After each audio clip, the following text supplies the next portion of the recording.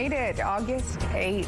Folklorama, our first week here at CTV Morning Live, is wrapping up with a trip to Italy. Our Daniel Homerson's at that pavilion. Full disclosure, I am half Italian, so I'm very, I'll get my hand gestures. I'm very excited to see the food and the nonnas and the volunteers and everything and all how it comes together. Here's a look at your headlines first. Phones buzzed with a tornado alert in Winnipeg, but there was no official warning. What triggered it and why it's raising questions. Strike threat in the skies. Air Canada flight attendants inch closer to job action, what it could mean for your travel plans. And a bear crashes breakfast in Vancouver, but a pint-sized pup wasn't having it. Oh, we'll have that full video this morning. Terry. That's some good security. No doubt. Outside. Truly, last night driving into downtown, I do not think I've ever seen the sky so gray, so cloudy with smoke. Oh, okay. I was going to say, I don't think those were clouds. That was smoke that you were seeing. Visibility even this morning was down to 2 kilometers. Now, we may see a little bit of relief from the rain. Look at that sky right now. So, yeah.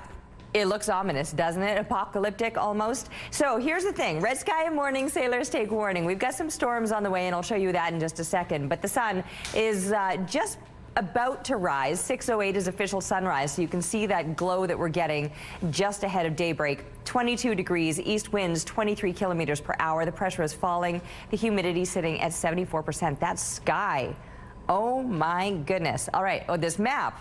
Oh my goodness, all of the colors here. Okay, so the purple, that's the smoke. The yellow is the slightly downgraded statement regarding the smoke. The straight up warning is the purple, slightly downgraded. There's a difference in these two yellows that you're seeing here. One is regarding the smoke. The other, that is a thunderstorm warning. No, pardon me. There's the thunderstorm warning, there's the thunderstorm watch, and then there's the pink that's just off to the east, and that is a heat warning. So we've got all sorts of things going on, but yes, thunderstorms, they're certainly going to be a factor. There you can see firing right on through, and Winnipeg right in the path of it. So we are about to get rolled over with those storms. That's why the sky is looking the way it is, and that's why I say sailors take warning. It's looking pretty spectacular. So we'll deal with these storms through the morning, but then maybe some break in midday, only to see it wrap around and still into the afternoon and evening time. Now, clearing out somewhat overnight as all of this activity pushes up into central Manitoba. Tomorrow afternoon, though, the possibility that another round clips us once again. This will continue on through Saturday into Sunday as we're looking more so through central and northern Manitoba. Here in the south, Sunday, back to the sunshine again. Mid-20 temperatures, that's what we're going to see for the next several days. Thank you, Terry. A severe storm brought hail and funnel clouds to areas outside of Winnipeg on Wednesday. Here in the city, many of us received emergency alerts on our phones and TVs warning of a tornado, even though there was no tornado watch or warning in effect for Winnipeg. CTV's Danton Unger shows you why we got the alerts and why some worry that these false alarms could be a problem in the future. As a funnel cloud formed over Dugald, Manitoba Wednesday evening, Joy Hibbert was getting multiple emergency alerts in Winnipeg. Both on my personal phone, my work phone, and then I was at home, so I was seeing them on the TV as well. But this confused her because as far as she could tell, Winnipeg wasn't under any tornado watches or warnings at the time. I can only imagine, you know, some people who are maybe vulnerable or less tech savvy having the ability to check their area. So I think it probably was confusing for most people. Like Hibbert, many Winnipeggers received emergency alerts Wednesday, like this one that popped up on an iPhone in downtown. Tornado in this mobile coverage area. The alert reads, take immediate cover in a basement or an interior room if weather threat approaches. I was literally on my way home from work. And driving past City of Winnipeg, obviously I'm getting these alerts on my phone with the tornado warnings. For Brian Penner, the emergency alert that popped up on his phone was very real. Probably about a mile ahead of me, there was debris spinning as it crossed the road. Crawford Luke with Environment Canada says these alerts are sent based on cell tower locations. Not only are all the cell phone towers in that area triggered when a tornado warning goes out, but any other cell tower around that area that has any part of its coverage in that community. Meaning users in Winnipeg could get these alerts meant for areas outside the city.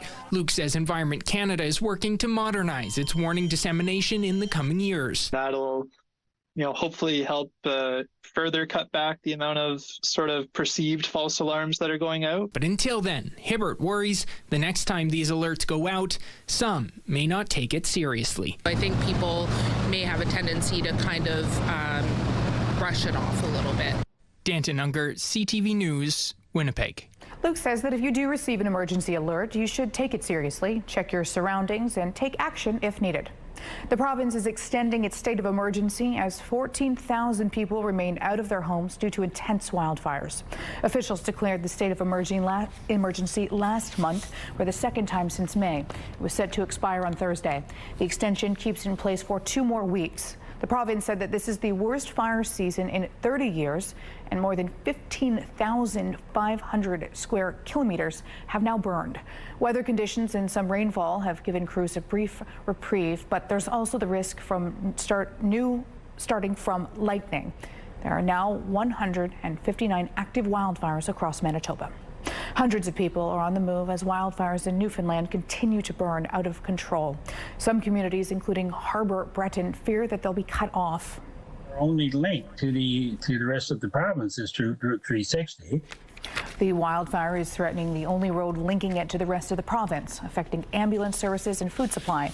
Meantime, the Conception Bay North communities of Salmon Cove and the Orchard Pit Cove are the latest towns forced to evacuate. Officials are also warning anyone violating the provincial fire ban will now face fines of $50,000. In Nova Scotia, many people are expressing confusion and frustration over new wildfire rules. The rules include a ban on hiking, fishing, and using vehicles in the forests and any camping outside of designated campsites, with violations costing $25,000. The Provincial Department of Natural Resources has been flooded with questions about what is allowed. Air Canada and the union representing 10,000 flight attendants are back at the bargaining table today, trying to avoid a possible strike. Members of Air Canada's CUPE component voted 99.7% in favor of a strike earlier this week. The vote means that flight attendants with both Air Canada and Air Canada Rouge can potentially walk off the job as early as August 16th with 72 hours notice. Air Canada says it's not considering flight cancellations or postponements because they're focused on reaching a deal before next Saturday. Advanced voting in the federal by-election in Battle River Crowfoot begins today. The by-election in the Alberta riding was called after Damien Keurig stepped down so Pierre Poilievre could run. The Conservative leader will be running against the more than 200 other candidates, making it the largest number of candidates on the federal ballot in Canadian history. Elections Canada changed its regular ballot to an adapted one, where voters must handwrite the name of their preferred candidate in a blank space. Advanced polling will run until Monday. Israel's plan to retake Gaza City will move ahead. Despite growing international calls to end the 22-month conflict, the takeover was approved by the country's security cabinet. Israeli Prime Minister Benjamin Netanyahu says that the move is needed in order to end the war with Hamas and rescue hostages. This move saying that the military will, quote, prepare for taking control of Gaza City while distributing humanitarian assistance to the civilian population outside the combat zones. Last month, 28 Western aligned nations, including Canada, called for Israel to end the war. According to Gaza's health ministry, Israeli airstrikes and attacks have killed at least 61,000 Palestinians. Fewer women are taking pap smear tests to help detect cervical cancer. In a report released earlier this week, Statistics Canada found that in 2024, 69% of women aged 25 to 69 had a pap smear test within the last 3 years. That's compared to 74% in 2017. It was a rough day for a black bear in Vancouver after it was chased out of its home by a scout. You can cue it the song "I Won't Back Down," totally appropriate in this situation because the scout is a pint-sized Pomeranian. His owner says that the cub came for Scout's breakfast, which he had to defend with his life. The life and legacy of Ozzy Osbourne will always be preserved and cherished.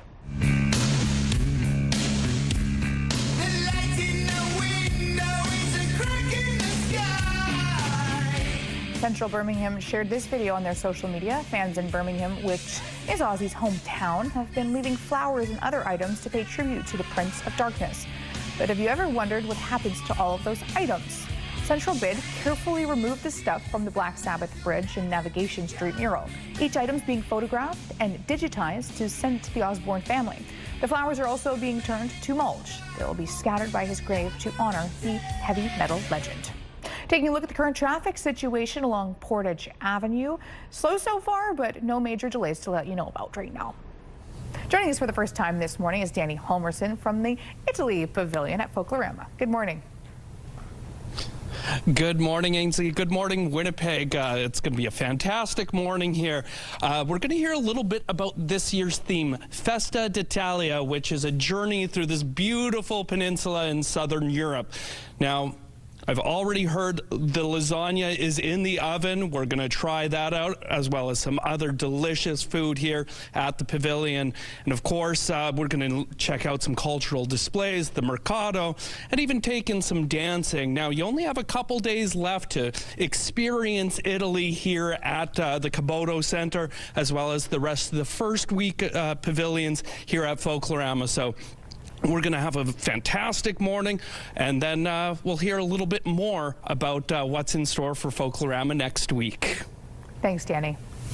Terry, outside, the weather, man, I feel like it's been so all over the place, and you're really going to fill us in. Yeah, I am. Are we doing a video first, or no? We're going to go back to the sky. Ooh, okay. Look at that. How different of a change up that was from just 10 minutes ago when we looked at the sky. That's the same view, isn't it? Yeah, the color's changing. Wow. Equally cool, though. 21 degrees, and the rain has now started. 26. That's what it feels like out there once you're factoring in that humidity. Winds out of the east are 22 kilometers per hour. The pressure is falling, and the humidity is sitting at 78%. If you weren't with us just 10 minutes ago, that sky was completely red. Now it's taken on a purpley hue, kind of matching our purple map. All about the smoke for most of Manitoba today. Parts of Saskatchewan do have a thunderstorm watch, and there's a thunderstorm, a thunderstorm warning. There's a thunderstorm watch just in parts of northwestern Ontario. The heat warning, that's what we're seeing, the pink just off to the east. Here's a look at the satellite map right now, and how spectacular does this look with these storms rolling over us. Winnipeg is just seeing the rain, but the storms are about to cross on through. So showers and thunderstorms through the day, 25 degrees expected. Temperatures will be pretty seasonal, a little above seasonal for the overnight lows, 18 compared to 13. Sky will be clearing out, though. We'll have sunshine tomorrow morning, but by tomorrow afternoon, showers or thunderstorms are possible again. Bit more of a breeze for tomorrow as well, out of the south up to 50 clicks. But then we're back to the sunshine with mid-20 temps to last through next week. We're taking a break. We'll see you soon. CTV Morning Live Weather brought to you by Canadian Footwear, helping you find the perfect fit.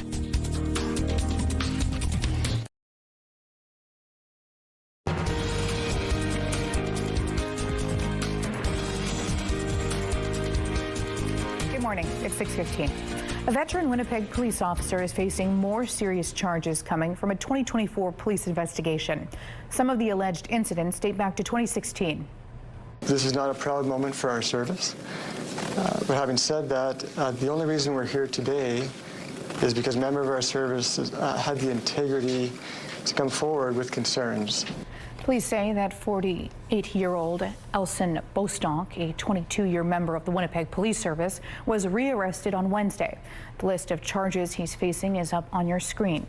Police say that the indignity to human remains and knowingly distributing an intimate image are related to the same alleged incident, where Bostock is accused of taking a photo of a deceased semi-nude woman in 2021 and sending it to someone. In a separate incident, he and another officer are also accused of going into someone's home while on duty and attempting to evict them under threat of arrest. Other charges against Bostock relate to alleged incidents such as drug trafficking, both on and off duty, stealing ammunition during firearm training, and attempting to have traffic tickets voided. At a Thursday afternoon media conference, Chief Gene Bowers emphasized the work the police are doing to regain the public's trust. I directed each of my senior members to meet personally with all their members to reaffirm the integrity within which we must continue to do our jobs. As well, I will be adding another 3 investigators to our professional standards unit to ensure all allegations are investigated thoroughly. Yesterday, I sent a letter to the Justice Minister, Matt Wiebe, asking that the new Police Services Act establish a uniform code of conduct for all police officers in Manitoba. Alston Bostock was awarded an exemplary service medal from the Governor General in June of 2024. However, a spokesperson tells CTV News that it was canceled on June 13th of this year. They say that the online list of honors recipients is in the process of being amended to reflect the cancellation. CTV News has reached out to Bostock's lawyer for comment on all of this. We have not yet heard back. Winnipeg's Millennium Library is closed following a man's death on Wednesday. A sign posted at the downtown library says it's closed until further notice, but the city's website says it's expected to reopen on Saturday. There was a heavy police presence at the building on Wednesday night. Police say that a man was found with significant injuries and his death is not considered suspicious. Turning now to U.S. President Donald Trump's global trade war. It's now in full effect. Countries worldwide facing between 10% and 50% tariffs on imports into the United States. It comes as Canada is still seeking certainty on trade negotiations. CTV's Mike LeCouture has more on where Canada stands and how the tariffs could hurt Americans. We're having discussions with the Americans. Prime Minister Carney wouldn't say when he'll next speak to U.S. President Donald Trump, but Ontario's Premier didn't mince words when asked about how Canadians see the American leader. He's probably the most disliked politician in the world in Canada. In an interview on CNN, Doug Ford tried to explain to Americans that these tariffs are hurting them. When you see 37,000 Americans have lost their jobs, that can't pay the rent or can't pay a mortgage, put food on their table, and this is just going to grow even more. A new report from Yale University shows the current tariffs will hit American consumers. We're expecting an adjustment of about over $2,000 to, their real household income and sort of purchasing power. The impact could be felt in back-to-school shopping, as the tariffs will make shoes 40% more expensive, and the price of other clothes will rise by 38% because of import duties. Meantime, the impact on Canada's economy is being measured by the Royal Bank. In June, 92% of Canadian exports crossed into the U.S. duty-free because they are covered under the current trade agreement, leaving 8% subject to punishing tariffs. That portion of trade is unfortunately facing an average tariff rate of 30%. Still, the overall impact on the Canadian economy is relatively small at this point, but sectors like steel and aluminum continue to suffer. While campaigning ahead of his by-election in Alberta, Pierre Poilievre criticized Carney's handling of the trade talks. He's been bending over backwards for the president and so far has gotten nothing in return. Canada is also pushing back against Trump's threat of a 100% tariff on semiconductor imports based on national security grounds.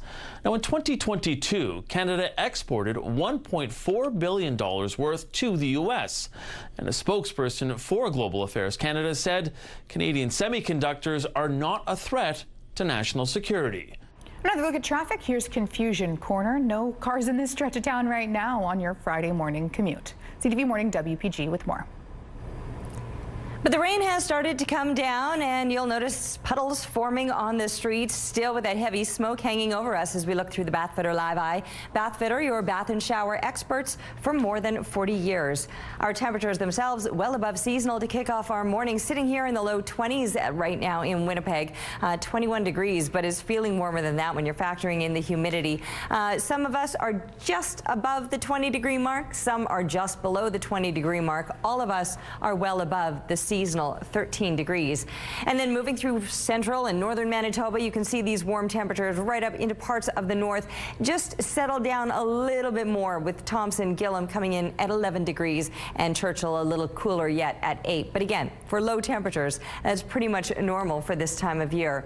The smoke, we're dealing with it once again through most of northern, central, and parts of southern Manitoba. And then we've got the slightly downgraded advisory off to the east. That's the yellow that you're seeing there. This slightly different shade of yellow is the thunderstorm watch, and that's in the Fort Frances area, or there's the straight up thunderstorm warning, and that's just off to the west right now. Here's a look at the satellite image, which is looking very active right now. We'll give you just a slightly different camera view of this one, bird's eye view, if you will. And you can see Winnipeg isn't quite in the storm, but we are seeing some of the showers, and sure enough, that storm will be passing over us. As the temperatures rise today, we're topping out at about mid-20s, so noontime, low 20s, climbing another few degrees into the afternoon. 26, that would be a normal daytime high. We'll be just shy of it over the next stretch of days. Active today and maybe tomorrow afternoon, another round of precipitation. Sunshine in the morning, but it could pick up later in the day. This was just too adorable not to show you. How cute is this to kick off your Friday? Thanks to Ken for the photo, and keep them coming, please, to Winnipeg weather at ctv.ca. We're taking a break. We'll see you soon. You know what they say, when you gotta go, you gotta go. But sometimes finding suitable facilities in public spaces can be a challenge. That was the focus for a recent toilet design competition, and a Canadian firm earned top honors. As CTV's Allison Hurst reports, some say better bathrooms are badly needed. At Beach Skate Park, the bathroom option stinks. It's very dirty, and there's like 47 people here like at least every single week, and there's one porta potty which I don't accept. Servicing both the skate park and rugby field. Always smelly. There's always stuff that shouldn't be in porta potties. They're not safe. They're not clean. Jake Porchenko, a camp counselor with Impact Skate Park that frequents this park, says they often call the city about the state of the toilet. And kids are like, the porta potty's gross. I'm like, I know, but the closest bathroom is like a 20-minute walk. A Hamilton architecture firm may have a solution. Their project won the Toronto Toilet Design Challenge put on by the Toronto Public Space Committee to design a new public washroom. There's like two big things that people think about. One, they're gross, and two, they feel unsafe. Petra Matar and Aaliyah Reed designed different sized pods with windows and curved corners for safety, a green roof and rainwater collection for sustainability, and the finish is concrete with an epoxy seal and central floor drain for cleaning. This can work for various applications where it could just be a single washroom on the side of the street, or you could have a cluster that is in a park. The competition also had an art component. We thought of this auditory piece. So putting speakers into the roof structure allowed for potentially commissioning local artists, people from the community, to either put in music installations or maybe also create storytelling. Paris 2024 Olympian Faye DeFazio Ebert trains at the skate park. Especially like you're drinking a lot of water, it's hot out, and like a nice bathroom would be amazing. But she says it's not just a problem here. Vanderhoof, which also doesn't have any public bathrooms, and a lot of people just go into the bushes or like have to go to like Tim's, which is like kind of hard if you're like really focused on something. Porchenko says he's been to other countries like Japan and South Korea with ample clean public washrooms. If other major cities around the world can do that, Toronto can absolutely do that. The design team has not fleshed out the cost of building their washrooms. Allison Hurst, CTV News. CTV Morning Live is brought to you by Robin's Donuts, your favorite stop.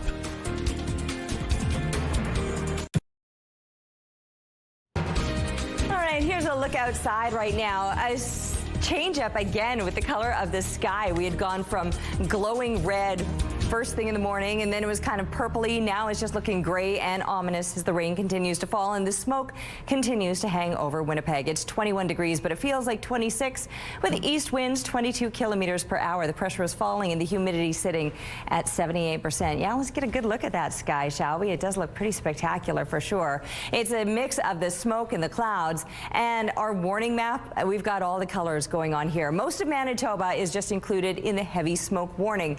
It has not been issued, or it's at least lifted, I should say, across the most northern stretch and in areas just south of us, right along that very southern border. It has not been issued either, but you can see parts of northwestern Ontario. If it's not that, it's the yellow advisory or the statement regarding the smoke. That you're seeing, the other shade of yellow, that is a thunderstorm watch, and then we've got a thunderstorm warning, the red. All sorts of activities showing up right now as we look through the satellite image. Here's a bird's eye view. And again, Winnipeg is just dealing with the showers. The storm itself hasn't started to roll over, but we will likely see more of that. So showers and thunderstorms throughout the day today. Mid-20 temperatures are expected and winds fairly light. Those winds shifting slightly later on into the day and overnight.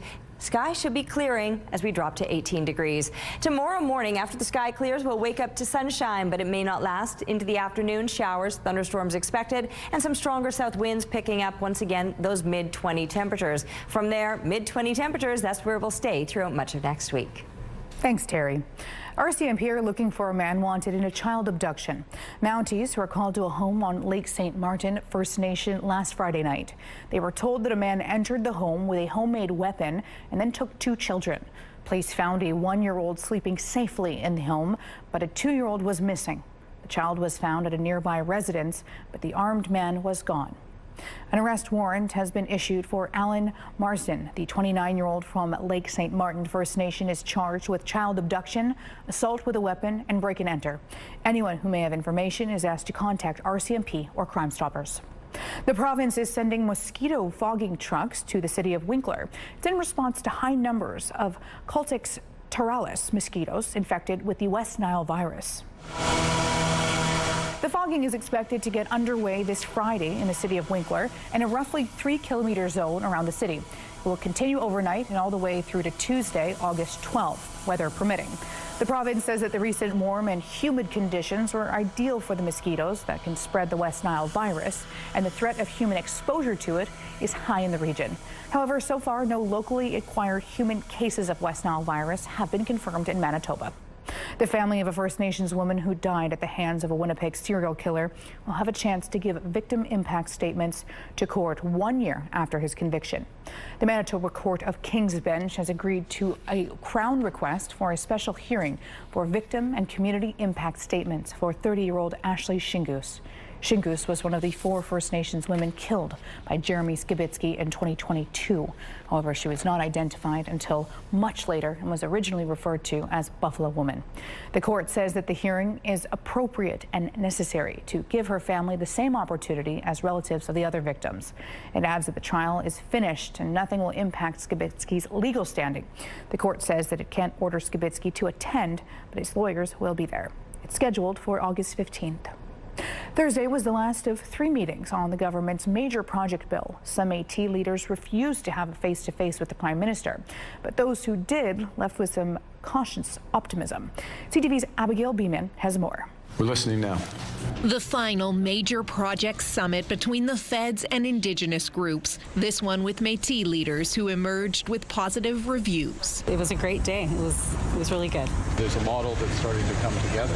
There's no one-size-fits-all. Obviously, there's a variety of different projects, a variety of different approaches and participation, but there's a very strong momentum.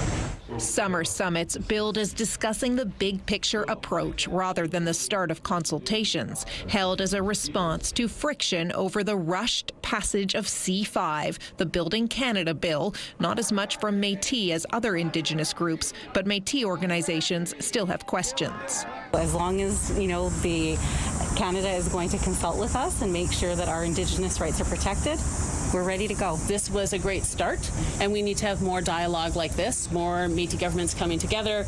We can't go there if Ontario is in that room.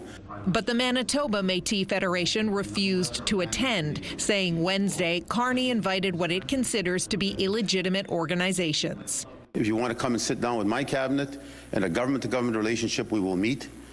But if you want to insult us, then we'll see each other in a different political realm. We've had good engagement directly with the Manitoba Métis, and that will continue. The Métis Nation of Ontario says Manitoba is putting forward a new and false narrative. Meanwhile, the Métis Nation of British Columbia also refused attendance because it was only invited as an online observer.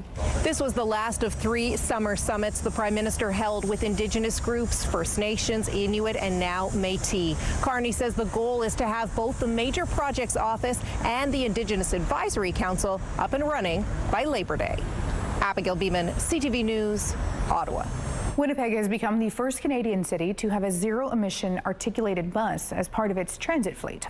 The city showed off the new 60-foot bus yesterday at the Winnipeg Transit Port Rouge garage. It's the first of 16 zero-emission buses and will go into service next week. The buses are built by New Flyer and cost about twice as much as diesel buses. The federal, provincial, and city governments are sharing the cost, but that cost-sharing program has ended. So after this order is complete, Winnipeg will go back to ordering diesel buses. If the federal government would come out with another or something similar program, or the province of Manitoba, let's say, comes out with another transit program specific to purchasing and helping the city to purchase zero-emission buses, then we would certainly look into that and continue that. The city has ordered a combination of battery electric buses and fuel cell battery electric buses. A second order of zero-emission buses is expected to arrive early next year. Taking a look at the current traffic situation along McPhillips Street. It's 6:37 and no delays to tell you about right now. Taking a look at your gas prices, the Canadian average stands at $1.38. Provincial average is slightly lower at $1.34, and in Winnipeg the average is $1.35. Lowest price in the city, $1.27. You can find this at gasbuddy.com. Price at the pump brought to you by kidneycard.ca. Get a free tow and a tax receipt for value of your car. Danny Homerson joins us once again this morning from the Italia Pavilion. Good morning, Danny. Good morning, Ainsley. Good morning, Winnipeg. We're having a great morning so far. Taking a little tour through Italy. I'm joined by Pavilion co-coordinators Sam and Sylvia. Good morning. Good morning. So, Sylvia, tell me about this year's theme here at the Capoto Center. This year's theme is Festa d'Italia, because you know Italians like to celebrate everything, whether it's family, friends, or fruit. We're going to celebrate it. Wonderful. And Sam, over 7,000 people come and visit this pavilion every year. What keeps people coming back? Well, you're never going to walk into an Italian's home without being offered a food or something to drink, and it's the same here. You're going to come here, you're going to eat, you're going to drink, you're going to enjoy music and a great time. Our hospitality is what keeps people coming back. And you can't take a tour through Italy without a drink in hand. I'm also joined by Olivia, who's the junior coordinator here. Good morning. Good morning. So welcome to our Lucky 13 Cultural Bar, and here's where you'll find all of our cultural drinks. So firstly, to start, we have our wine flight, which is from Calabria Market. So you can find a sample, and they will give you your choices. Secondly, we have our Aperol Spritz, which is new this year, followed by our Espresso Martini, which is of course a fan favorite. And lastly, here we're making our Limoncello Spritz. We'll give that a pour. And top it with club soda. So you can find the recipe for this as well in our cultural display. Additionally, we have Peroni and our Peroni Zero. And these cultural drinks, our San Pellegrinos, can be found in our Cafe 13 bar. Olivia, what's your favorite thing about Folklorama when you're working here at the Pavilion? My favorite thing about Folklorama is seeing the same volunteers back every single year, seeing so many familiar faces. It's like one big family here, and it's so nice to be a part of. That's wonderful. Coming up, we're going to hear about how, especially here at the Italian Pavilion, it's a multi-generational family effort to put this on every night. And as I mentioned earlier, you only have 2 days left to visit the Italian Pavilion and all the rest of the first week ones here at Folklorama. There's shows tonight, and there's an early show tomorrow as well. So you can take it all in, and we'll have much more coming up in the 7 o'clock hour. Thank you, Danny. There better be a nonna. That's all I'm going to say. There's probably going to be several. It can't be multi-generational without a nonna. Terry, outside, expecting rain? Yeah, I mean, it's here already. Look at that sky. This sky has been pretty fascinating this morning. If your TV has the capabilities that you can rewind it, go back to 6 a.m. and see glowing red, and then fast forward to about 6:11 and see it take on this really cool purpley hue. Now it's probably just going to look a little bit gray like this for the rest of, well, maybe the day, perhaps. It's a combination of smoke and rain. 21 degrees, feels like 26, with east winds 22 kilometers per hour. The pressure is falling, the humidity sitting at 78%. Honestly, the colors of that sky first thing this morning, they really were spectacular. It was as colorful as my warnings map. I don't have any good news to share with you, though. It's the heavy smoke throughout most of the province today. There's two different yellows here. One has to do with the smoke, and one has to do with the storms. That is a thunderstorm watch warning, in the Fort Francis area. Thunderstorm. No, that's the watch. That's the warning. The red. The warning is a little more imminent. The watch is just like the conditions are there, but there you can see the conditions are very much there as we're looking at the satellite image. We'll watch this roll through this morning, still into the afternoon. The possibility of getting more of that activity. It'll eventually push through central Manitoba, and Saturday morning we might start out clear. By Saturday afternoon it kind of wraps around again, so we might get kind of another round of precipitation tomorrow afternoon, and then we're back to the sunshine. These mid-20 temperatures, those will be sticking around through next week. We're taking a break right now. We want you to stick around. We'll be back in a moment with more CTV Morning Live. CTV Morning Live weather brought to you by Garage Masters, your complete garage specialists.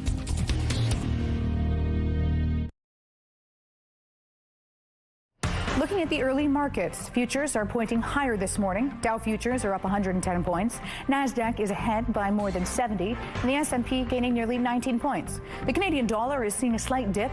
Overseas, the Hang Seng is down by 222 points, while the Japan's Nikkei is up by more than 760 points.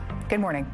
The Manitoba Nurses Union says that Health Sciences Centre is an unsafe space to work, and it's moving to the grey list, the health facility, as a warning to the public and to nurses who may be considering working there.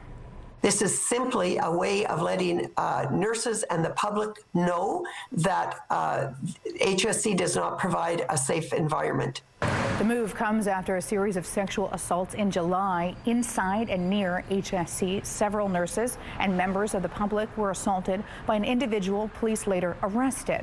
The MNU says that HSC management failed to inform staff of the incidents while the suspect was still at large. No one knew where the perpetrator was, whether they were still in the building or whether they had left the building. And, that was the big issue. But the fact that it was also downplayed, it was clearly a sexual assault that was downplayed and called, inappropriate touching or groping. You know what? Call it what it is and stop downplaying this. MNU President Darlene Jackson says it's just the latest in a series of incidents over the last 5 years. The vote on whether to graylist HSC ends today. CTV News contacted Shared Health about the vote, and in a statement they write, quote, Shared Health and the Manitoba Nurses Union are working collaboratively to identify solutions that address safety concerns while meeting the needs of staff, patients, and the broader community. Our shared goal is to ensure the highest standards of safety and care for everyone. Advanced voting in the federal by-election in Battle River Crowfoot begins today. The by-election in the Alberta riding was called after Damien Keurig stepped down so Pierre Poilievre could run. The Conservative leader will be running against the more than 200 other candidates, making it the largest number of candidates on the federal ballot in Canadian history. Elections Canada changed its regular ballot to an adapted one, where voters must handwrite the name of their preferred candidate in a blank space. Advanced polling will run until Monday. A BC restaurant owner owned by a popular Bollywood star has become the target of gunfire for the second time in a month. As shocking as that may be, it's not the only South Asian business that's been facing threats and violence. CTV's Andrew Johnson digs into, some say, who might be behind it all. Someone standing outside a vehicle can be heard taking at least 20 shots. In this video, police confirm is now evidence in their investigation. The target, Caps Cafe, owned by Bollywood star Kapil Sharma. The same place shot up July 10th. There were staff inside during both early morning shootings, but no one was hurt.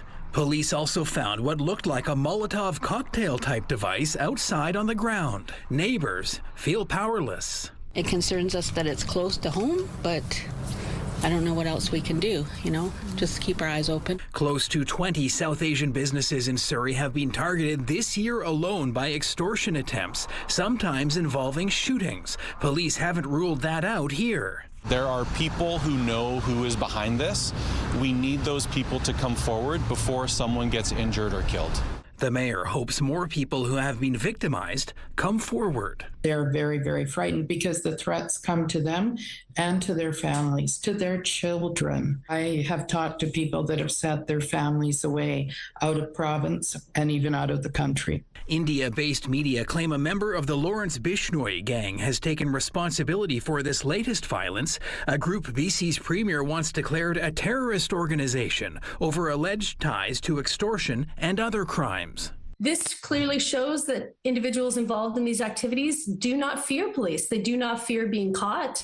Police haven't made any arrests in either shooting at Kapil Sharma's restaurant, in a community wondering what or who may be targeted next. Andrew Johnson, CTV News, Vancouver. Winnipeg's mayor wants to clean up downtown. A contract has been awarded to install new tamper-proof garbage and recycling receptacles. 85 new waste receptacles will replace the current trash cans. They'll be placed throughout downtown Winnipeg. The containers will be tamper-proof, so you can throw trash in, but you can't take anything out. Mayor Scott Gillingham says that the design will help keep trash off city streets, but he adds we have to have a part to play in keeping the city clean. I think the way our city looks really has a big impact on the way we feel about ourselves. So I encourage everybody, every property owner, whether it's a private property owner, the city of Winnipeg, the federal government, whoever it may be, I ask you to take care of your property, to clean up. If there's garbage on the sidewalk in front of your place, don't wait for someone else to pick it up. Please just take a broom and sweep it up. And the city has to lead the way in doing our part.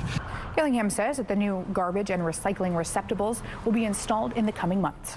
Taking a look at the current traffic situation along the Norwood Bridge. No stalls or crashes to report. If you spot anything, though, let us know. CTV Morning WPG on X. All right, 21 degrees right now. Feels like 26 if you're factoring in that humidity. East winds 22 kilometers per hour. The pressure falling. The humidity sitting at 78%. You're seeing the smoke. There's also the rain, a little of everything this morning, and our warning maps is looking colorful. All of the purple that you're seeing, that is regarding the heavy smoke, not issued through the most northern part or in the most southern part. It's never really made it down there. It has started to push further into the south. That started to happen yesterday, and as that happened is when we started to see some clearing through the north. There's a thunderstorm warning. There's a thunderstorm watch. There's also a heat warning. That's the pink that you're seeing, or the yellow that you're seeing is the slightly downgraded advisory regarding the smoke. So lots going on this morning. Here's a look at the satellite image right now. The storms that are rolling through Winnipeg is going to get clipped with that. Many places will see some showers or perhaps thunderstorms. Other places it's going to be the smoke that's the most prevalent. That'll be the case in the Island Lake area. Further into the north, I mentioned those smoke warnings were lifted, so some places the air quality might be a little bit cleaner and better. Other places will have the smoke or perhaps the rain, showers and thunderstorms. Many of us will see that passing through today. Low 20s through much of northern Manitoba, mid 20s here in the south. 26 degrees, that would be a normal daytime high. We'll probably be just shy of that, but the humidity factored in, it's still going to feel pretty muggy and stifling. The gray sky, my goodness, that's again the combination of like the heavy clouds and the smoke. We might not get that smoke really lifting until much later into the day, but we'll also get those clouds clearing out overnight and sunshine to kick off Saturday morning. Saturday afternoon, though, another round of precipitation, and then clear, brighter, and mid-20s for the rest of the week. Thank you, Terry. Bo's joining us for our Friday chat. Good morning, Bo. Hey, Ainsley, happy Freakier Friday. That movie's coming out today with Jamie Lee Curtis and Lindsay Lohan. I love the original. I hope this one's going to be good. So funny. I saw a Naked Gun yesterday. Oh, tell me everybody says they're laughing out loud. Is it Goofy. Good? It got an applause break in the theater. It did, yeah. A mindless one. That's impressive. Okay, I got to check that out. Okay, so here we are. I can't even believe it's the second weekend of August already. And it got me to thinking, what's something you still haven't done this summer that you want to do before it's all over? And with Rochelle being away, I suddenly thought, hey, I haven't had a holiday yet. I'm usually more organized than that, so I got to squeeze in a holiday. And the other thing is kind of embarrassing. I have to get my bike out of the basement. I've been meaning to do this now since the snow melted, but you see, I have a dog, so anytime I go out, Rolo expects him to go with me. We go for a walk or a car ride. I can't take him on a bike, so that's my excuse there. How about yourself? Is there something you have that you want to get done before summer ends? Bo, first of all, if anyone deserves a holiday, it's you, I'd like to say. I'll text you the address to cameraman Kenny's cottage so you can just show up. Don't worry. Something that I would like to do, something that I would like to host a pasta Sunday for my friends. I just think that would be great. I grew up with one. And actually, Danny's at the Italy Pavilion for Folklorama. So I'd like to do that. I'd like to host a pasta Sunday. And I want to go to one of our Manitoba beaches because there's so many of them. I never know which one to pick. Yeah, you're right. We've got, every lake has got a fabulous beach. But listen, if you have that pasta dinner, please get me an invite. I'd appreciate it. I will be. It'll be at Kenny's. Okay, take care. See you soon. Bye. Switching gears now. The trade war with the U.S. has increased tensions along our southern border. Two towns, one in New Brunswick and the other just over the border in the state of Maine, are hugging it out, carrying on a summertime tradition during trying times. CTV's Nick Moore has the story. The Canadians came from their side, the Americans from their side, meeting in the middle to sing their national anthems, shake hands, and then mingle. This has been a long tradition. There was a lot of hugging, too. We Hug It Out is actually the theme for this year's International Homecoming Festival between St. Stephen, New Brunswick and Calais, Maine, leaning into these interesting times. And it's just good to get back and understand that we are one community, and it's good to see that we are one community. We have a lot of family on both sides, and to have us all together, it's just heartwarming. The meet and greet on the Ferry Point International Bridge has kicked off this festival since 1974, and organizers weren't quite sure what to expect for 2025 given the trade war. To have people come out from both sides of the border to celebrate this occasion, especially this year, I just think there was a lot of questions how things would go, but I'm just so pleased. It's certainly a nice salve to some of the frustrations and challenges we've been feeling. New Brunswick Premier Susan Holt and Maine State Representative Arthur Mingo were some of the dignitaries who took part. These are two communities that we need to make sure that the friendship stays in place no matter what's happening in other parts of the world. It's just nostalgia. It's something I've always known and something I hope keeps going. It's great to see people of all ages, and just seeing us all get along is amazing. It's a really fantastic event for everybody in the community. Nick Moore, CTV News, on the border of Calais, Maine, St. Stephen, New Brunswick. It's that time of year, and CTV and Chicken Chef want to know, and they want to share how you guys are soaking up the season. From concerts to getaways, whatever makes your Manitoba summer magical. We want to see it. We've seen some amazing moments so far, and now it's your turn to shine. Upload a photo of your summer fun for a chance to win the $5,000 grand prize. Plus daily draws for $50 Chicken Chef gift certificates and a gorgeous patio set from Windeck to elevate your outdoors. So what are you waiting for? Grab your phone, share your summer with us today. Here's a live look at Notre Dame Avenue. Stay with us. We've got a full forecast coming up.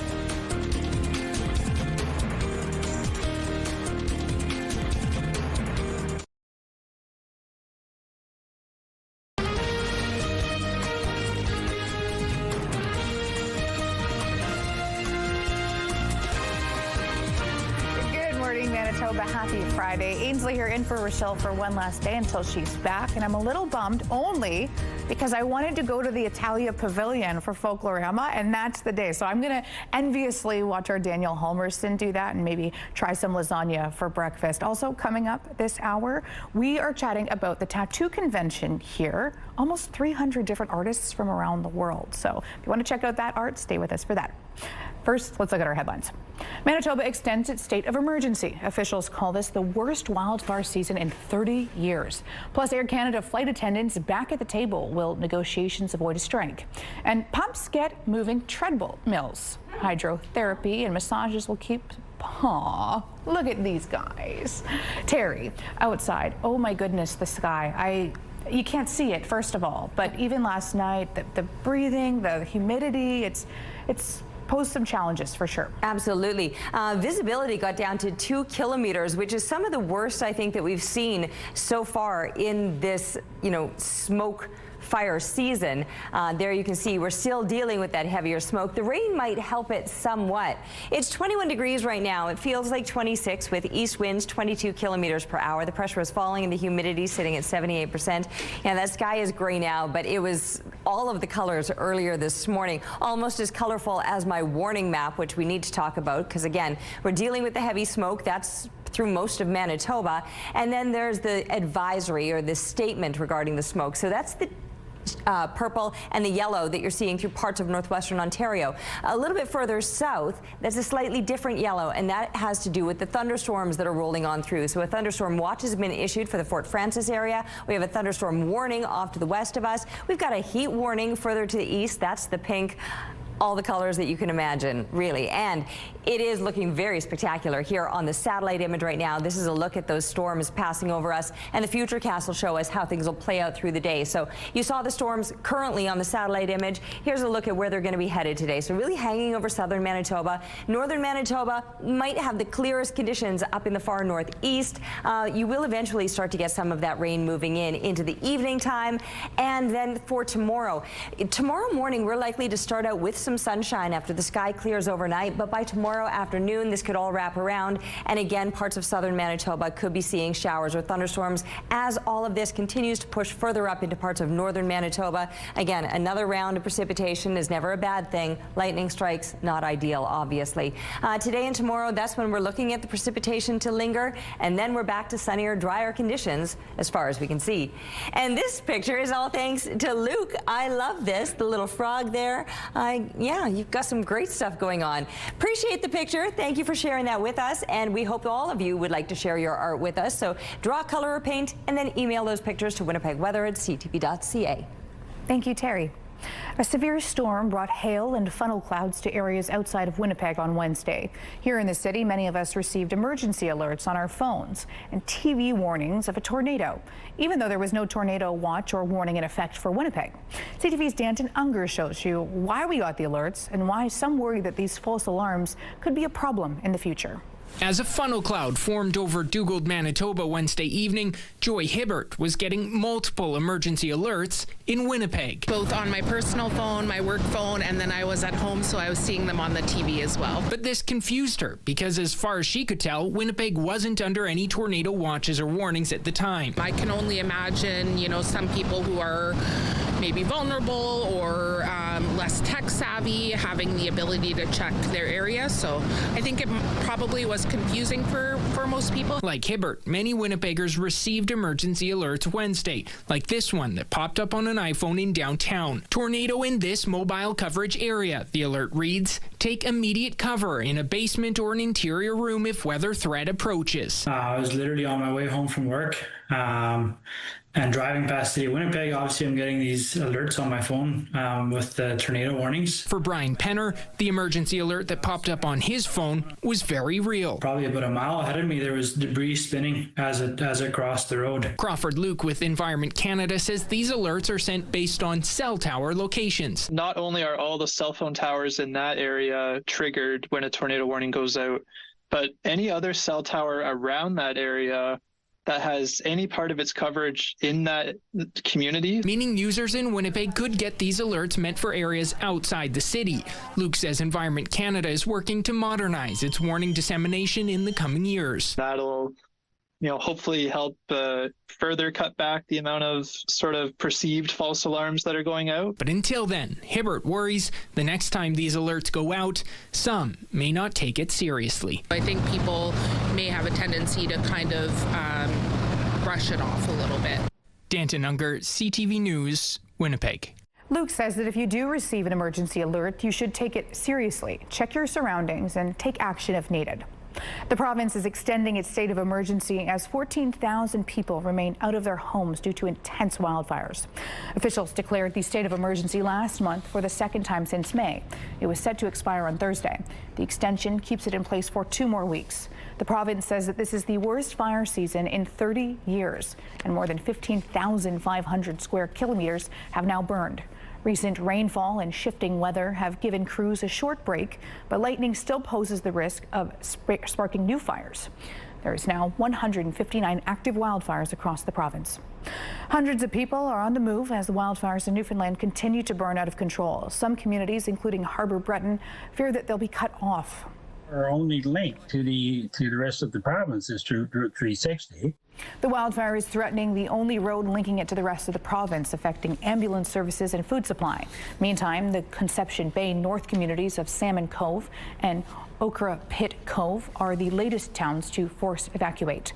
Officials are also warning anyone violating the provincial fire ban will now face fines of $50,000.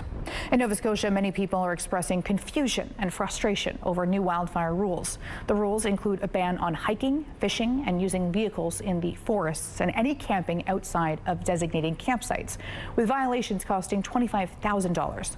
The Provincial Department of Natural Resources has been flooded with questions about what it is allowed. Israeli Prime Minister Benjamin Netanyahu says that he intends to reoccupy all of Gaza as he meets with the Security Cabinet. On Thursday, he spoke to Fox News to reveal more about his intention.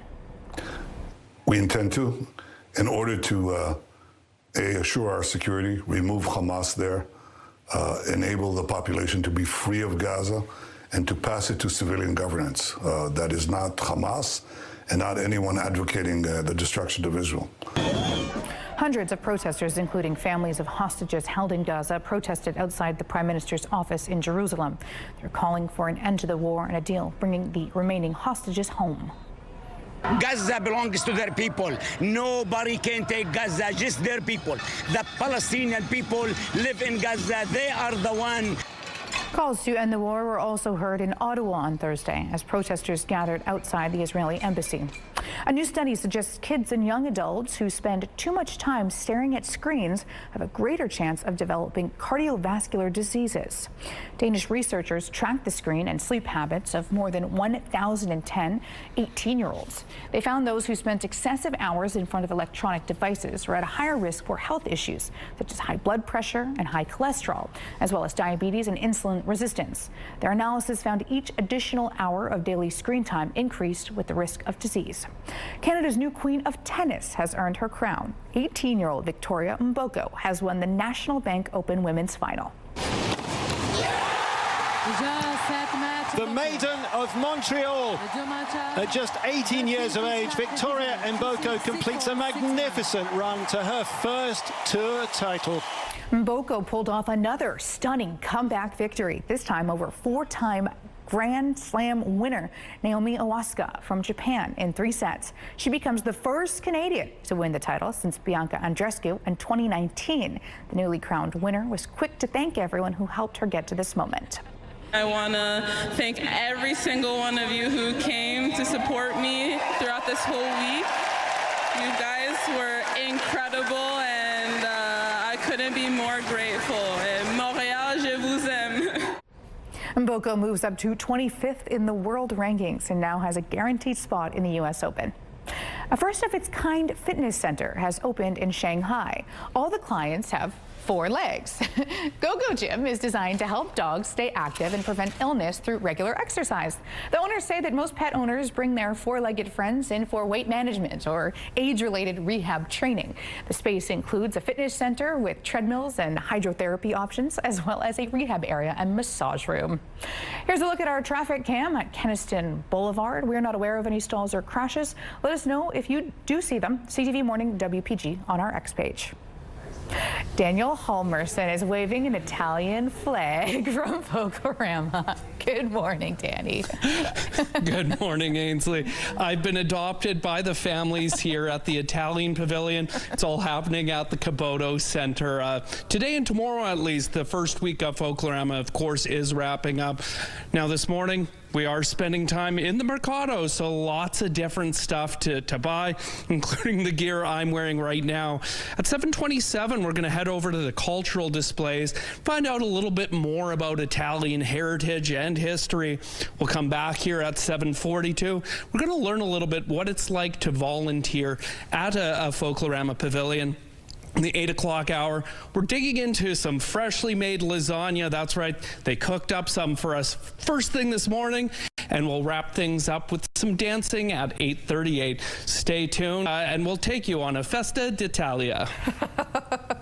Grazie. Lasagna for breakfast actually sounds amazing, and I'm wondering why this isn't the norm. It should be. It really should be. Some have eggs on it, actually, I'm pretty sure. Even better. Yeah. Bring it on. Bring some back, Danny. Oh, man. All right. We're going to be talking about the weather today because things are very active right now. Look at that sky. And in fact, stay tuned. I'm going to tease you because we're going to show you what the sky looked like earlier this morning. Ooh, there was a lightning flash. Let's count the seconds between the thunder. Will we hear the thunder in here? Maybe not. Anyway, so here you see the sky looking gray, almost black. Earlier this morning, it was glowing red and purple. So again, in 10 minutes time, we'll be showing you that spectacular sky from earlier this morning. It's 20 degrees right now, north-northwest winds, 7 clicks. The pressure is falling. The humidity sitting at 86%. That is a mix of smoke and storms. The smoke is the only warning issued through Manitoba right now, but there are storm warnings off to the west and to the east of us, and then the pink that you're seeing further east, well, that's a heat warning. There's a look at the satellite image right now, rolling over this in more of a bird's eye view. You can see that Winnipeg is right in the path of it, but it extends back from Dauphin all the way down into that southeastern corner. 25 degrees today, so mid-20 temps with the showers and thunderstorms continuing. An above seasonal night, but the sky will clear. That'll set us up for sunshine first thing tomorrow, but into the afternoon, we could be seeing some showers and thunderstorms all over again.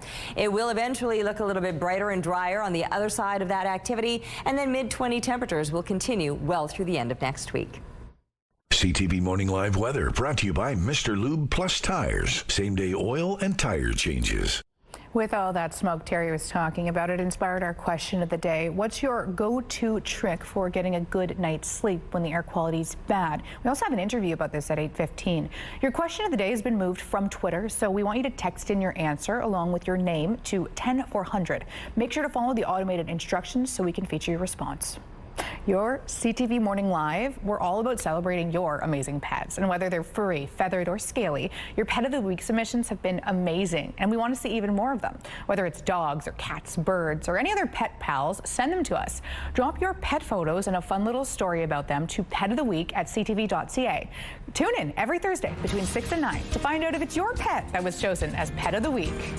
Here's a look at the Provencher Bridge. Stay with us, please, for more news, weather, and traffic.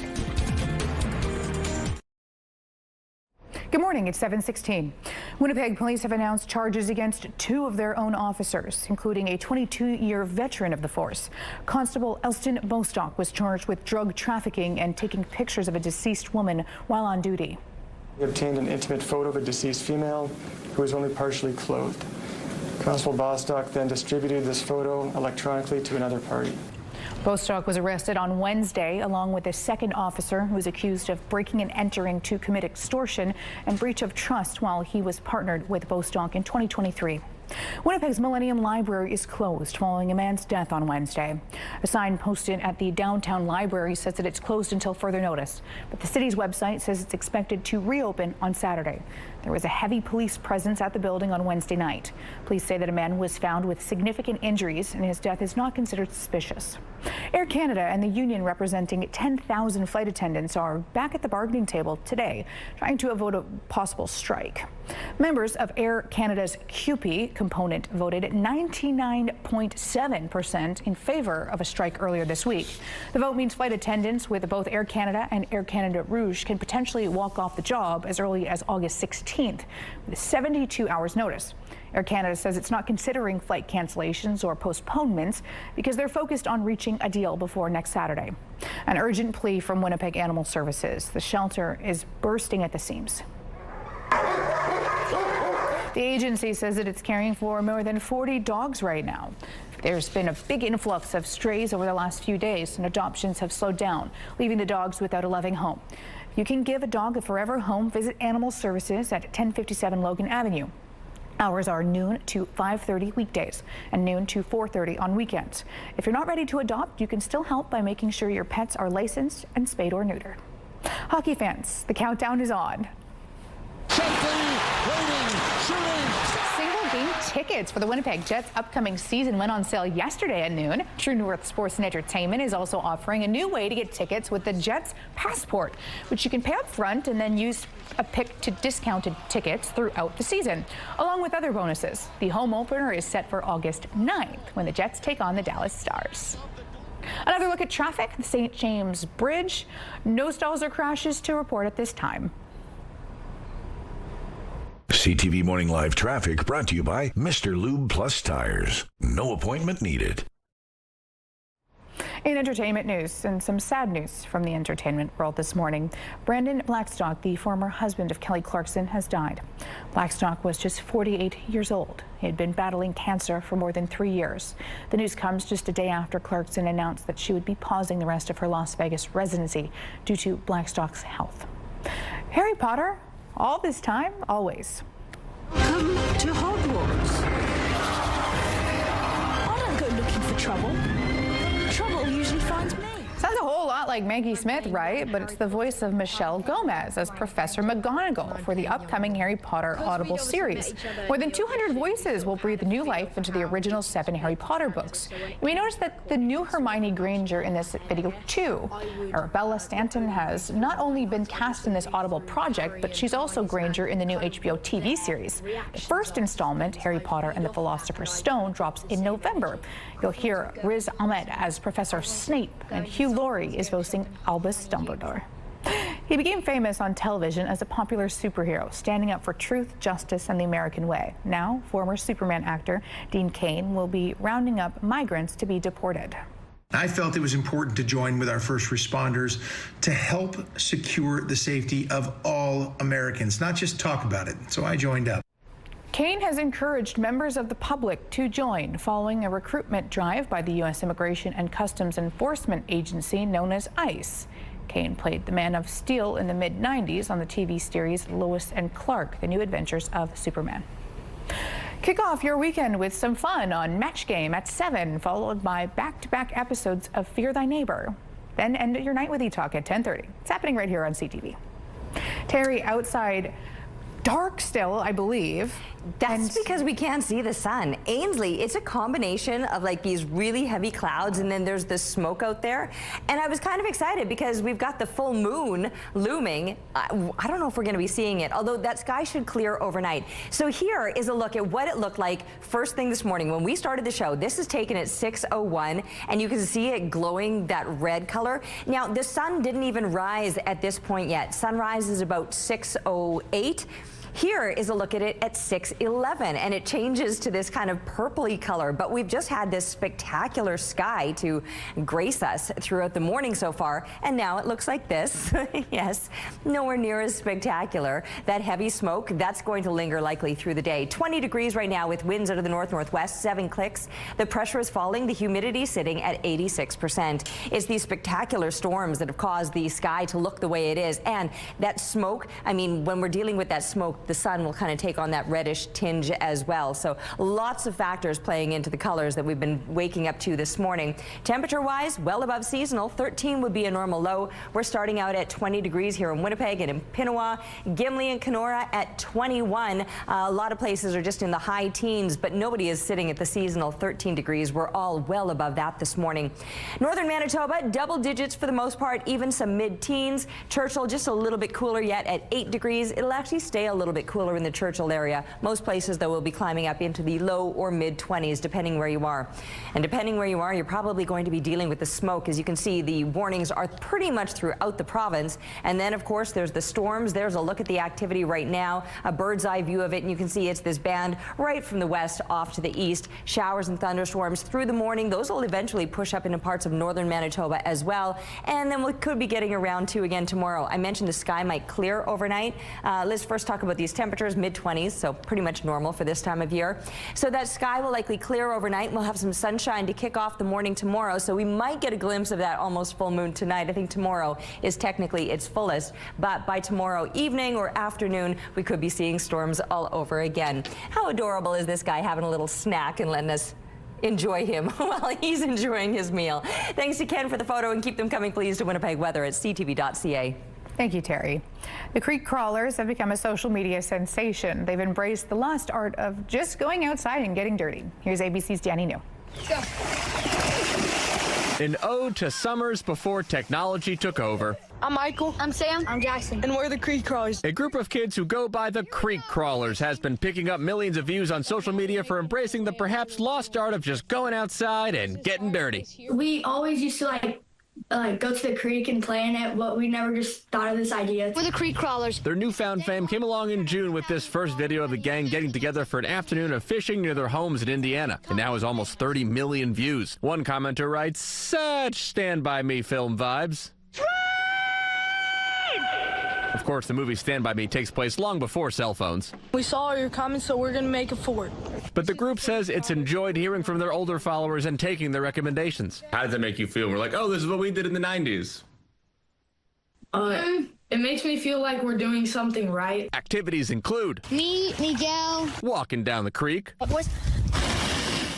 a slipping and a sliding. All right, so this is the hammock we built last time. And tinkering with their ever-expanding fort. Now, you may have noticed in our interview they were all wearing shirts that said Free Miguel on them. And that's kind of an inside joke with their more than 800,000 followers. You see, this happened when one of the kids, named Miguel, had to spend some time in summer school. And many commenters started writing Free Miguel. I'm Michael. I'm Lou. I'm Sam. I'm Jackson. I'm Des. I'm Miguel. And I'm Ruthie. Well, thankfully, Miguel is back now, but sadly, it is almost the end of summer. A summer these little Hoosiers feel they will look back on quite fondly. I also like hanging out with all my friends this summer and getting closer to them. And their plan is to launch a store to sell Free Miguel shirts soon. And the Crawlers tell me they want to donate some of those proceeds to cancer research. In New York for ABC News, I'm Danny New. It's time now for this week's Adorable Adoptables. We begin with Sunny. This 7-year-old sweetheart loves outdoors, playtime, and all the belly rubs. A little shy at first, but she warms up fast and brings the joy. Next up is Austin, a 3-year-old energy bomb, runs hard, chills harder, and loves like no other. This big-hearted guy is ready to be your best buddy for life. Meet Wallace, a calm and charming 5-year-old tabby. He's all about cozy naps and quiet company. Wallace is thriving with a little extra care and ready to be your loyal sidekick. If you think you can offer any of these animals a good home, just head down to the Winnipeg Humane Society or give them a call. The number's on your screen. Coming up at 7:38, we're at the Italia Pavilion. Will there be lasagna? I think there will. Stay with us. Over 40 pavilions at Folklorama, and Daniel Holmerson has the privilege of going to my cultures, Italy. I'm so jealous. Who are you chatting with now, Daddy? Well, I'm here with Caitlin, one of the ambassadors at the Italian Pavilion here at the Caboto Center. And Caitlin, tell me a little bit more about this year's theme and how these cultural displays tie into that. This year, we are highlighting the festivals celebrated in Italy throughout the whole year. Some of my personal favorites, we have the Onomastico, which is Names Day. It's the feast day that are celebrated after the saint that you're named after. We also have our limoncello spritz recipes right here to pick up for grabs in July. As well, coming up in August, one of the biggest ones is Ferragosto, when everyone goes to Italy and realizes everything shuts down to celebrate family time, and they usually head to the beach and have a nice family day and enjoy the city's just being completely quiet and just enjoying themselves. So wonderful. And of course, the Pesto Festival. Yes. Now, this came from BC. Correct. I am spilling on myself. That is delicious. I'm also joined by Julia, one of the other ambassadors here. So, Julia, people can take a little memento home here. Yeah, so in Italy, graduation caps are replaced with these beautiful laurel wreaths here. So we have a little interactive part of our cultural display this year where you can build your own laurel wreath here and kind of take it home with you, or even take it down to our nice photo booth here filled with other Festa-themed props. So after you grab your nice photo, you can head over to our cafe and grab some gelato, grab a drink before you head out to the piazza, where you can sit and enjoy some nice conversation with your friends before heading into the show. And what's your favorite thing about being an ambassador here at the Italian Pavilion? Just meeting so many new people and just building connections with people who just want to really dive into their culture and learn more about their family and their heritage. That's wonderful. And coming up, we're going to learn a little bit more about family here at the Italian Pavilion, what it's like to volunteer with your grandparents. That's all coming up shortly at 8:42. Thank you so much. How delightful. What better time could you ask for, right? Oh my goodness. I mean, getting to volunteer and give back and then hanging out with some of the coolest people that you know. I just feel warm. Yeah. Outside, does it feel warm? It feels muggy, I'll tell you that. Well, to be honest, I haven't even been outside for so long, and that's because the storms, it'd be a little bit dangerous being up on the rooftop with the lightning that's striking around the city right now. 20 degrees is where we're sitting right now. North-northwest winds, they're 7 kilometers per hour. The pressure is falling and the humidity sitting at 86%. You can see it's a combination of smoke and then the rain out there. Visibility is very poor. I was saying when I woke up this morning, we were down to 2 kilometers visibility, which I thought was some of the worst that we had seen. I double checked that, and actually in the overnight hours, we were as low as 1.6 kilometers visibility. That's probably the worst that it's been. But, I mean, that was just in the overnight hours. We're now up to about 5 kilometers visibility, so some slight improvements from overnight. But still, no surprise that these smoke warnings remain in place pretty much throughout the entire province.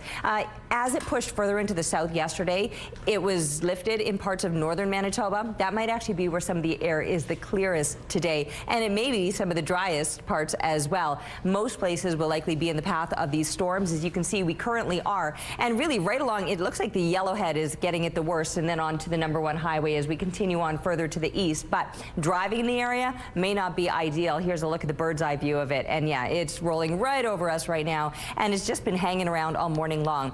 Showers and thunderstorms, mid-20 temperatures. A warm night ahead, though, at 18 degrees. The sky will begin to clear. If you want to check out that almost full moon, we'll maybe have some decent conditions. It'll remain clear into tomorrow morning, but then into the afternoon, showers, thunderstorms picking up, and those winds increasing as well. We will get back to sunnier, drier conditions in mid-20s through most of next week. Thank you, Terry. RCMP are looking for a man wanted in a child abduction. Mounties were called to a home on Lake St. Martin First Nation last Friday night. They were told that a man entered the home with a homemade weapon and took 2 children. Police found a 1-year-old sleeping safely in the home, but a 2-year-old was missing. The child was found at a nearby residence, but the armed man was gone. An arrest warrant has been issued for Alan Marsden. The 29-year-old from Lake St. Martin First Nation is charged with child abduction, assault with a weapon, and break and enter. Anyone who may have information is asked to contact RCMP or Crime Stoppers. The Manitoba Nurses Union says that Health Sciences Centre is an unsafe place to work, and it's moving to grey-list the health facility as a warning to the public and to nurses who may be considering working there.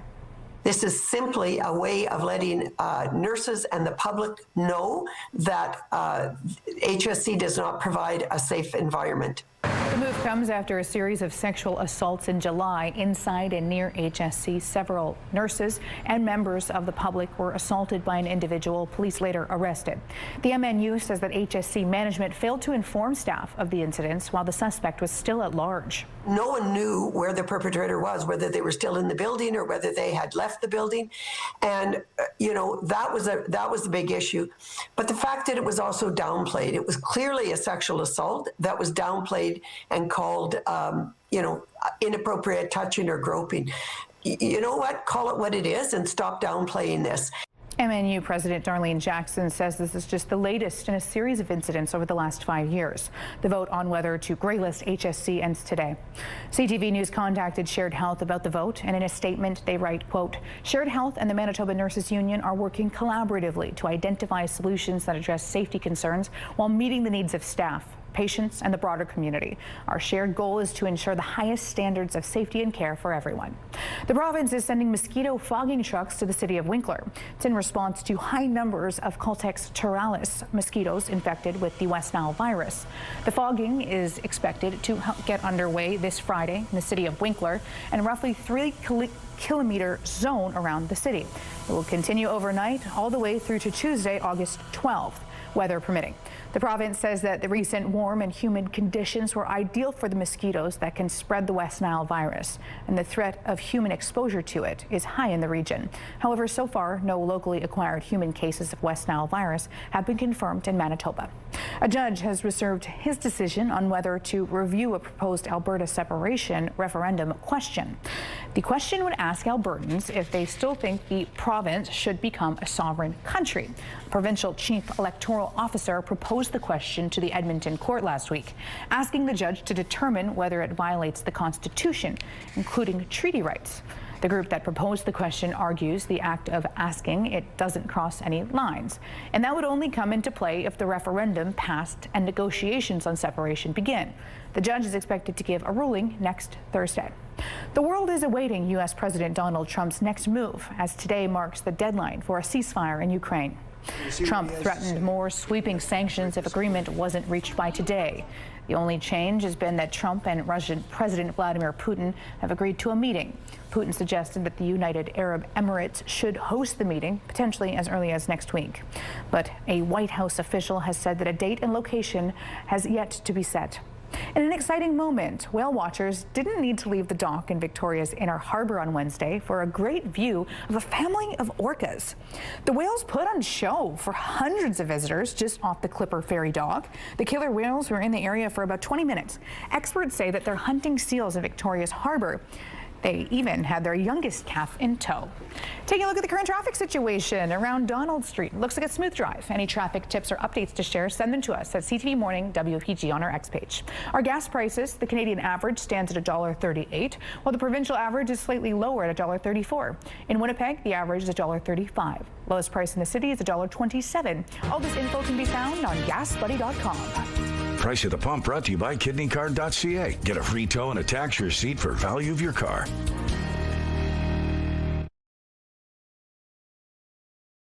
CTV Morning Live is brought to you by Robin's Donuts, your favorite stop. There's a look outside. You can see we're dealing with both the smoke and the rain now. 20 degrees is where we're sitting here in Winnipeg with very light winds out of the north-northwest, 7 kilometers per hour. The pressure is falling and the humidity sitting at 86%. Yes, that heavy smoke has reduced visibility greatly, although we've made some improvements over our 1.6 kilometers visibility earlier on this morning. We're now sitting at about 5 kilometers visibility, but still that's very poor. And we're sitting at number 7 on that air scale map, which is high-risk areas. All across most of the province, you can see the heavy smoke warning continues. And then we still have the thunderstorm warning and the watch just off through Fort Frances area. So you can see thunderstorm activity moving, but basically in this diagonal line right across the southern half of the province, and that will be pushing further up into the north as well. Now, as the smoke warning started to push into southern Manitoba yesterday, they were lifted across parts of the north. That's where the air quality might actually be the best as far as anywhere in the province today. Slightly cooler temperatures in Churchill. Other places will be up into those low 20s, and some you're certainly going to find yourself more in that smoky zone and without the precipitation. So Island Lake, Lynn Lake might not get that precipitation today, whereas other places will probably see some showers or maybe some thunderstorms. Some low 20s through most of northern Manitoba. For a reference point, 26 degrees. That would be a normal daytime high here in the south. Many of us will be just shy of it, not just today, over the next stretch of days, but I'm talking just shy of seasonal. Stormy for today, starting to clear out then into the evening overnight. That'll set us up for sunshine first thing tomorrow, but by tomorrow afternoon, a round of storms could roll through again, and then back to those clearer conditions as we look to the end of the week. Thank you, Terry. Folklorama wouldn't happen without its volunteers, and many generations at that. The Italian Pavilion is no different. Joining us now is Daniel Halmerson. Absolutely, Ainsley. It really is a family affair here at the Italian Pavilion. I'm joined by Youth Ambassador Elio. Now, Elio, how many members of your family are volunteering this year? Well, I'm the third generation of my family volunteering. I want to say 7 or 8 of my direct family members are involved this year, but it's always changing. We're always happy to accept new volunteers, and I think it's going to grow next year. And we're in the Mercado, and as I understand, your Nona, she runs this. How cool is it working alongside her? Oh, it's awesome. I love seeing her in here. She loves it. I always come to visit her. She's super proud to be the head of the Mercado in here. And what does it mean to you to be able to kind of spend a week with your family here at the Caboto Center? It means a lot. I love the community. It's my favorite thing. In the summer, I always look forward to it. I really enjoy spending time with my family, especially here, being involved in our culture. It's awesome. And as we are in the Mercado, what are some of the items people can take home when they visit the Italian Pavilion? Definitely the clothes. There's a lot of clothes, definitely something for everyone, some Italian humor. We got magnets, car, things to hang on your rear view mirrors, flags, soccer balls, some recipes, definitely something for everyone. Tell me a little bit about the prints we see Joseph filming over there. Well, they're all hand-drawn by Enzo. I think we've had him for a few years now, and he's done great. It's always a hit. And we know the World Cup is coming up next summer, which is, you know, big thing for the Italian community. So we got those car flags, we got soccer balls. Any World Cup predictions? Well, I'm not too sure what Italy's going to do, but we'll always support them. Right on. And we see that support in the community here, especially a big Italian community here in Winnipeg. So to bring everyone together once a year to celebrate here at Folklorama, what does that mean to you? A lot. I'm super proud of my culture. I think everyone can say the same thing. Glad to spend it with my friends and family, especially here at Folklorama. And I'm sure one of the things he does with his family here at Folklorama is share a meal. And coming up at 8:06, we're finally digging into that lasagna that's been cooking this morning, Ainsley. I love it. Thank you so much. A stark reminder of how the importance of having proper insurance if you're traveling outside of Canada. A woman thought that she had the correct policy, but when she got ill in Florida, her claim was denied, and now she owes the hospital almost $300,000. Here's CTV's Pat Foran. I was heartbroken and astonished. Myra Nelson of Richmond Hill says it was in January of 2023 when she went to Boca Raton, Florida to help a friend. I went to the United States to help a friend sell her condominium in Florida. Before she went, she paid for a travel medical insurance policy. In Florida, she became ill, suffered cardiac arrest, and ended up in the hospital for 2 weeks. Now they want all this money from me, although I did have medical health insurance. Her claim was denied because she had a kidney condition, something she didn't mention because she doesn't take medication for it. In August of 2024, more than a year after she was hospitalized, she got a bill for almost $300,000. I'm 90 years of age. I'm a senior on fixed income, and I did not do anything wrong. She was insured with Manulife, a spokesperson told CTV News. Because this matter is now before the courts, we're not able to comment at this time. However, it's important for travel insurance customers to be aware of everything they know about their health to ensure they get the right coverage. These types of situations are incredibly unfortunate. The Travel Health Insurance Association says it's important to make sure you disclose every possible health issue when purchasing travel medical insurance. There might be situations, for instance, where you might think, well, it's not a serious condition. The important thing is always disclose. If in doubt, check with your doctor before traveling, to make sure that they're not making notations in your file that might be uncovered at time of claim. I just need help. Nelson says she is stressed and uncertain how to deal with the massive bill. I'm very upset about it. I cannot cope with it. It's very hard coping with the fact that I owe all this money and I can't pay it. Pat Foran, CTV News. Hello there, Kara Waglin in the Sports Center newsroom with your must-see moment from Thursday. And we are headed to the National Bank Open in Montreal, where Vicky Mboko was facing Naomi Osaka in the final. Osaka on game point. We had a long rally leading to Osaka dropping a shot just over the net. And Mboko charges, somehow manages to get it back over for the winner. It's an incredible shot.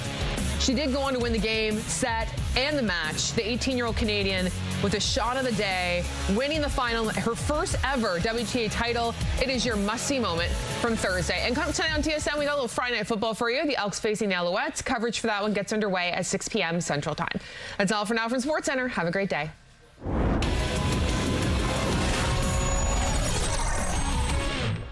TSN Must-See Moments brought to you by Super Blinds and Draperies, your Hunter Douglas shade provider for over 40 years.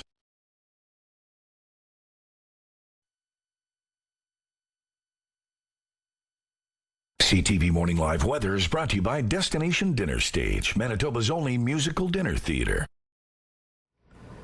All right, there's a look outside at that gray and smoky sky. 20 degrees is where we're sitting right now with winds out of the north-northwest, 7 kilometers per hour. The pressure falling and the humidity is sitting at 86%. 20 degrees, that's an above seasonal start to your morning. 13 degrees for a reference point, that would be a normal low. But you can see all through southern Manitoba, we are well above that this morning. We got a few places joining us at 20 degrees or 21. If you're not there, high teens is where you're kicking off the morning. But we are dealing with that heavy smoke. We'll talk about that in just a second. Even northern Manitoba, mid-teens or double digits. The exception is Churchill. It is slightly cooler, 8. And there you can see the warnings have been lifted through the north, but most of central and southern Manitoba do have those heavy warnings in place regarding the smoke. We've even got the red that's off to the west in Saskatchewan. That is a thunderstorm watch, or pardon me, a warning or a thunderstorm watch in Fort Frances area. And you can see those storms rolling through right now. There's the bird's eye look, and it's still right over the city and much of southern Manitoba right now. It will continue through the day today, even into the afternoon. More of that activity picking up, clearing out overnight though. That'll set us up for some sunshine first thing Saturday morning, but by Saturday afternoon, more storms are coming, and then it should clear for the rest of the weekend. Thank you, Terry. If you're a fan of ink, art, and creativity, or just experiencing something completely unique, then this weekend's Winnipeg Tattoo Convention is where you want to be. With over 270 tattoo artists from all over the world, it's one of the most exciting and visually stunning events of the summer. Joining us now to tell us what's in store is Rich Hanford, event coordinator, longtime tattoo artist, and owner of Kapala Tattoo. Good morning, Rich. Good morning. Thanks for having me. Oh, you're welcome. So hundreds of tattoo artists coming from all over the world. What corners of the earth? Oh, well, you know, we're truly blessed to have artists from around the globe. So we have artists joining us from Australia, Hungary, Spain, from Sao Paulo, Brazil, to Korea. So we truly have an international gathering of some of the most renowned artists from around the globe, including this year's ink master, James Tex, and runner-up Anthony Tex from Calgary, Alberta. Wow, and local Canadian talent too. When it comes to the diversity of different styles, does that really come through with the international talent? Oh, 100%. Every style being practiced on Earth today will be on full display this weekend at the Red River X. And we encourage any Manitoban, whether a serious collector or just a curious spectator, to come by and take it all in. As a tattoo artist yourself, how neat is it to be able to network and, you know, maybe pull from styles of others? Oh, well, it's amazing. You know, I've been traveling the world, working tattoo conventions abroad for about 25 years myself. So I've had the opportunity to get to know many of these artists personally, and it's wonderful to be able to bring them back here to Manitoba and share the experience here at home. If someone is keen on even getting a tattoo, they can do it on site. 100%. You know, ironically, that's one of the most common questions is, can I get a tattoo? And well, yes, you can. There's 270 artists on site doing walk-ins all weekend long. So it's as simple as buying a ticket online at winnipegtattooconvention.com or at the door and coming on in and checking out artists, finding someone you like, and getting tattooed either Friday, Saturday, or Sunday. From what you've observed, do people decide before they go in, or go in and say, oh, I like that guy? Well, I think it's a mixed bag, just, you know, like the people that wear the tattoos. Some are spontaneous, some are fun, and some are serious. So, you know, I think the tattoos, like I said, are as diverse as the people that wear them. Personally, you know, I have an Art Nouveau back piece of a woman holding a bird cage, releasing birds out onto my legs. It's meaningful to me, but a cancer ribbon can have the same power on a mother or a daughter or a survivor. So I think really there's something for everyone, and whether you're looking for something big or small, you can see us at the Red River X this weekend. Perfect. What was the name of that website once again? winnipegtattooconvention.com. Awesome. Thank you so much, Rich. And you know what? Even if you don't want to put a tattoo on yourself, you can go and watch. How fun is that? 100%. Coming up after the break, finally, the lasagna we've been talking about at Folklorama. Don't go anywhere.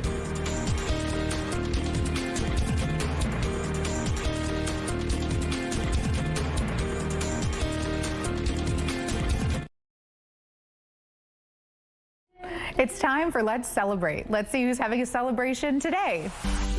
Good morning and happy birthday to John Jacob, with love from Kukum, Dad, Sierra, and Cameron.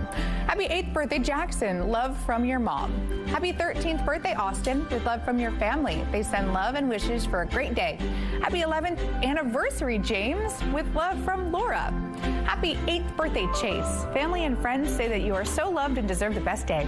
Happy birthday, Edna, love from your daughter, Jennifer. Happy birthday, Cullen, love from Peebles and Nene. Happy birthday, Derek. Love Mel and all of your friends and family. Happy 13th birthday, Miles. Love Julia, Mom, and Dad. And happy 26th anniversary, Peter and Val. Happy birthday to Val from your family and friends.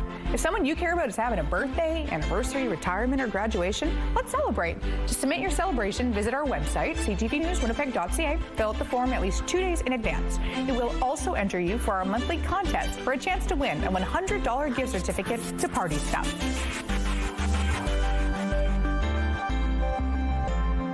Let's Celebrate, brought to you by Party Stuff, 3 Winnipeg locations and at partystuff.ca.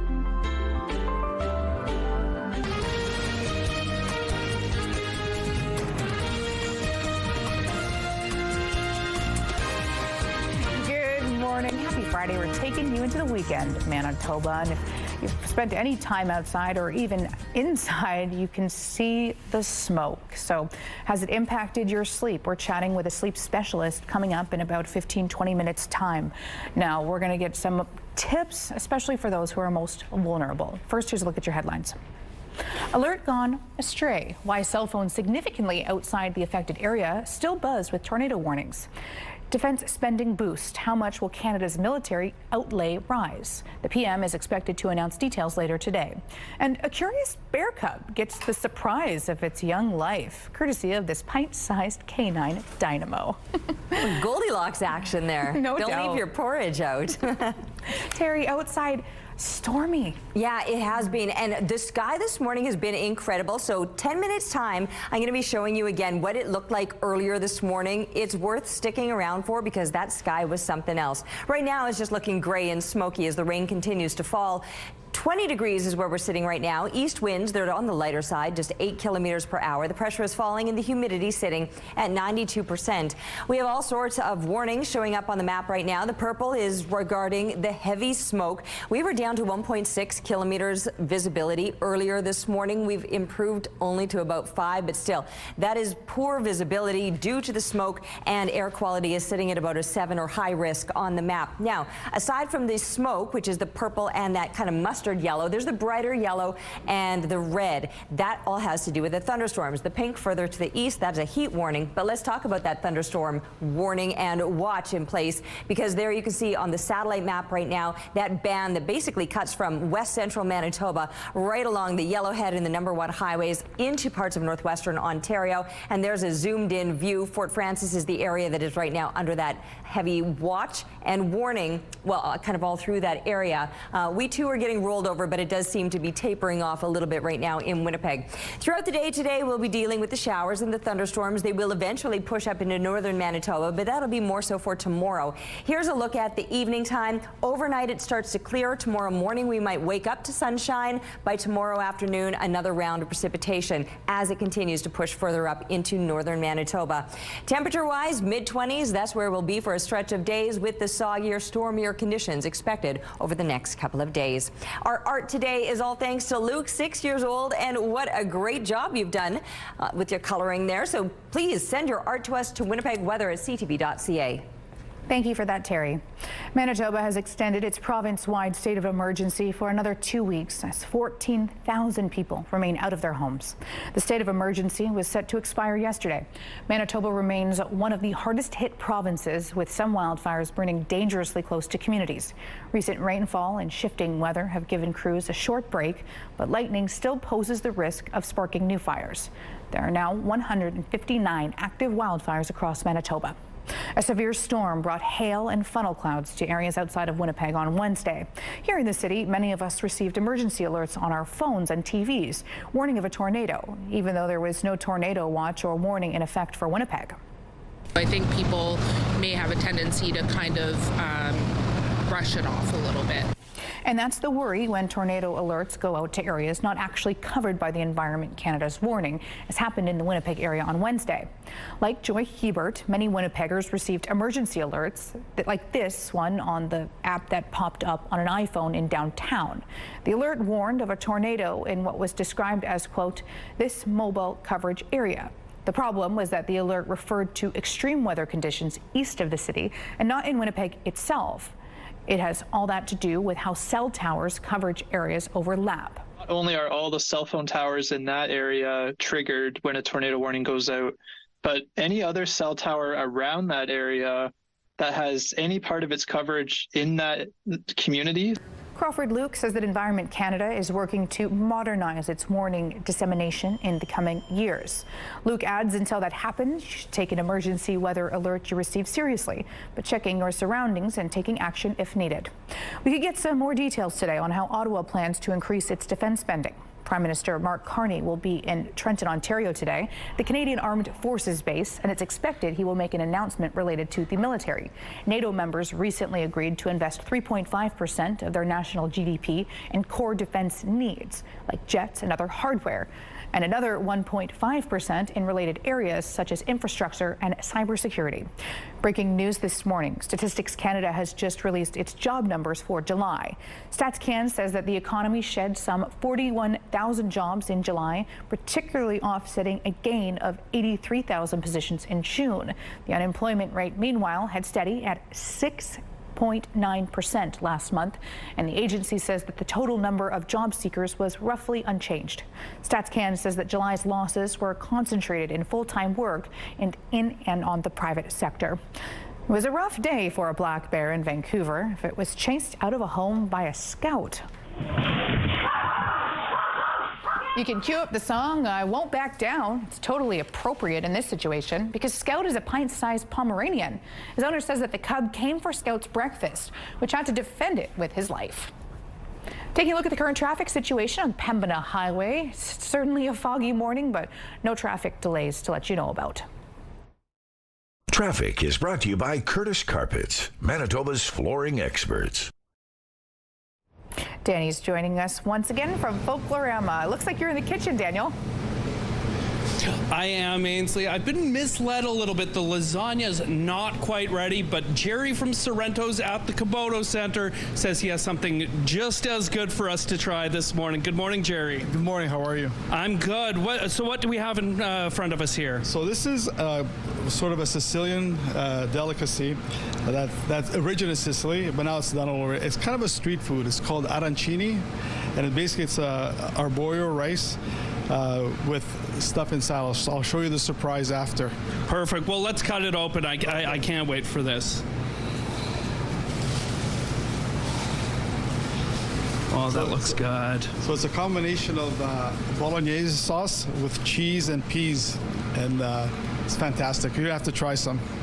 And the lasagnas are over there. Tell me, how many lasagnas do you folks make each night for Folklorama? We're going through between 10 to 12 every night.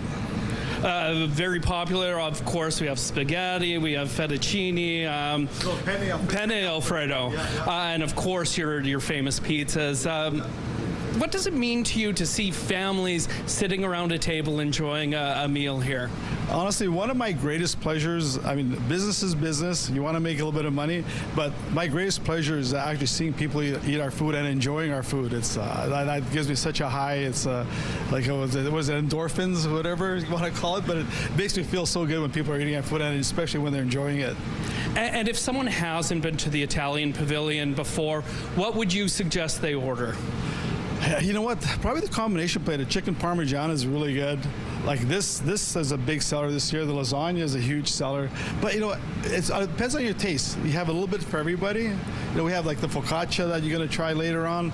So there's a little bit of like good food for everybody. Yeah. You serve 7,000 people every year here. Does it ever get old? No, I love it. I've been doing this for so many years that we've gotten so good at it, and I love doing it. It's one of my favorite weeks of the summer.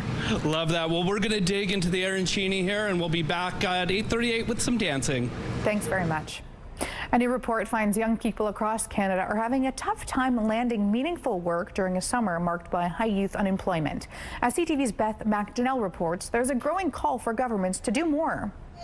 Maria Martinez is having a much better work experience this summer compared to last summer when she ended up in a position at a fast food restaurant. It's a revolving door of like, okay, if I don't like you, I can fire you and then we can get someone else. This year, she's taking part in a Black student leadership program and is employed 35 hours a week at the neighborhood group, where she supports youth and takes part in workshops and excursions. It's so meaningful being able to be placed with BSSLP this summer, as I feel it definitely enriches my ability to connect with various mentors, as well as be able to have an understanding of my potential career paths. Martinez is among a large group of youth, officials, and Toronto organizations pushing all levels of government to create 10,000 meaningful jobs with the city by next summer.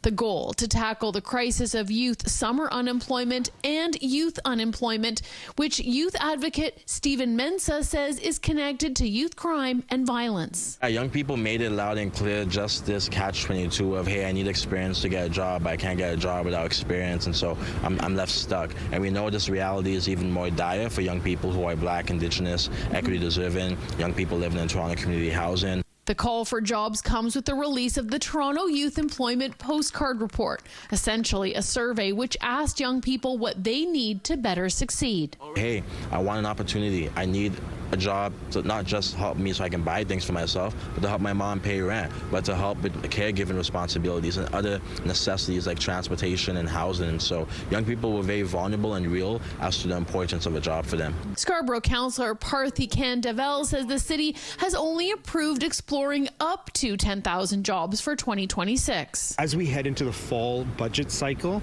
we're hopeful. But we need a commitment from City Council that, and from the leadership of the mayor, that we will be incorporating it into the budget. He says a program could include city jobs and subsidies to the private sector so companies are incentivized to bring on summer youth. Beth McDonnell, CTV News. All right, this was the sky first thing this morning. I know you're looking out your window saying it doesn't look like that. It sure did at 6:01. That was before the sun even started to rise. 6:08 was sunrise this morning, but we started out with this red apocalyptic glow.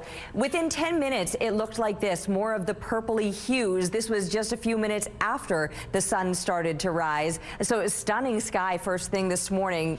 Warning of these storms. And yes, now the sky looks like this, just a heavy gray with the raindrops on our camera there as the rain continues to come down. Looking through the Bathfitter Live Eye, Bathfitter, your bath and shower experts for more than 40 years. Our temperatures this morning have been slightly above seasonal. I mean, we've been sitting at 20 degrees right now and feeling a little bit warmer than that when you're factoring in the humidity. But we do have to talk about the smoke because that's prevalent throughout the entire province. Smoke warnings remain in place, but added to the smoke, we got a few more warnings and watches showing up. The red, that is the thunderstorm warning. The yellow just around it is a thunderstorm watch. The more mustard yellow, that has the to do with the smoke, the slightly downgraded version. I'll look at the satellite image and you'll see these storms rolling through all of southern Manitoba, right along the main highways there, the 16 and then the number 1, and pushing off into northwestern Ontario where those thunderstorm watches and warnings are in place. And there's a slightly more bird's eye view of it all, still very, very active, even causing some power outages, which we'll be talking about in the news. So do keep in mind that this will continue throughout the day today, clearing overnight, waking up tomorrow to some sunshine, but another round of storms into the afternoon. After that, it does look like some more settled weather will come with mid-20 temperatures expected through the end of next week. We're taking a break right now, but we'll be back with more CTV Morning Live.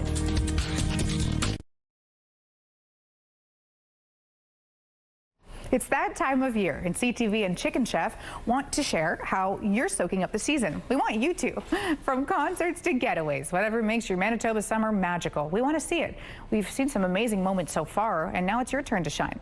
Upload a photo of your summer fun for a chance to win the $5,000 grand prize, plus daily draws for $50 Chicken Chef gift certificates, and a gorgeous patio set from Windeck to elevate your outdoors. So what are you waiting for? Grab your phone and share your summer with us today. With the students heading back to school soon, it's perfectly normal for some kids to feel anxious about returning to the classroom. But there are things parents can do to help. CNN's Mandy Gaither shares 3 ways to ease back to school anxiety. It's a new year with new classes and teachers, and for some students, it can all feel a little overwhelming. Having a certain amount of nerves, you'll see with almost every kid, even the kids that are excited about going back to school. Child adolescent psychiatrist Dr. Bahar Hashemi with El Camino Health says sometimes it's more than just nerves. Some children struggle with anxiety, and she says the first way to help with the transition back to school is to talk with them and be an active listener while validating whatever it is that they're feeling. Oftentimes parents want to jump in and make it better. But first and foremost, just being that active listener and really helping to understand what your child is feeling. Next, Hashemi says to establish routines, create a regular sleep schedule, mealtime, and homework time. She says consistency can help ease the anxiety of something new. And finally, spot the signs of more significant anxiety or depression, which can include sleep changes, excessive self-doubt, lack of interest in things they used to enjoy, being more withdrawn, or struggles with connecting to others. Really leaning into that intuition that you have about your child and knowing when it's time to seek help from a medical professional is important. For Health Minute, I'm Mandy Gaither.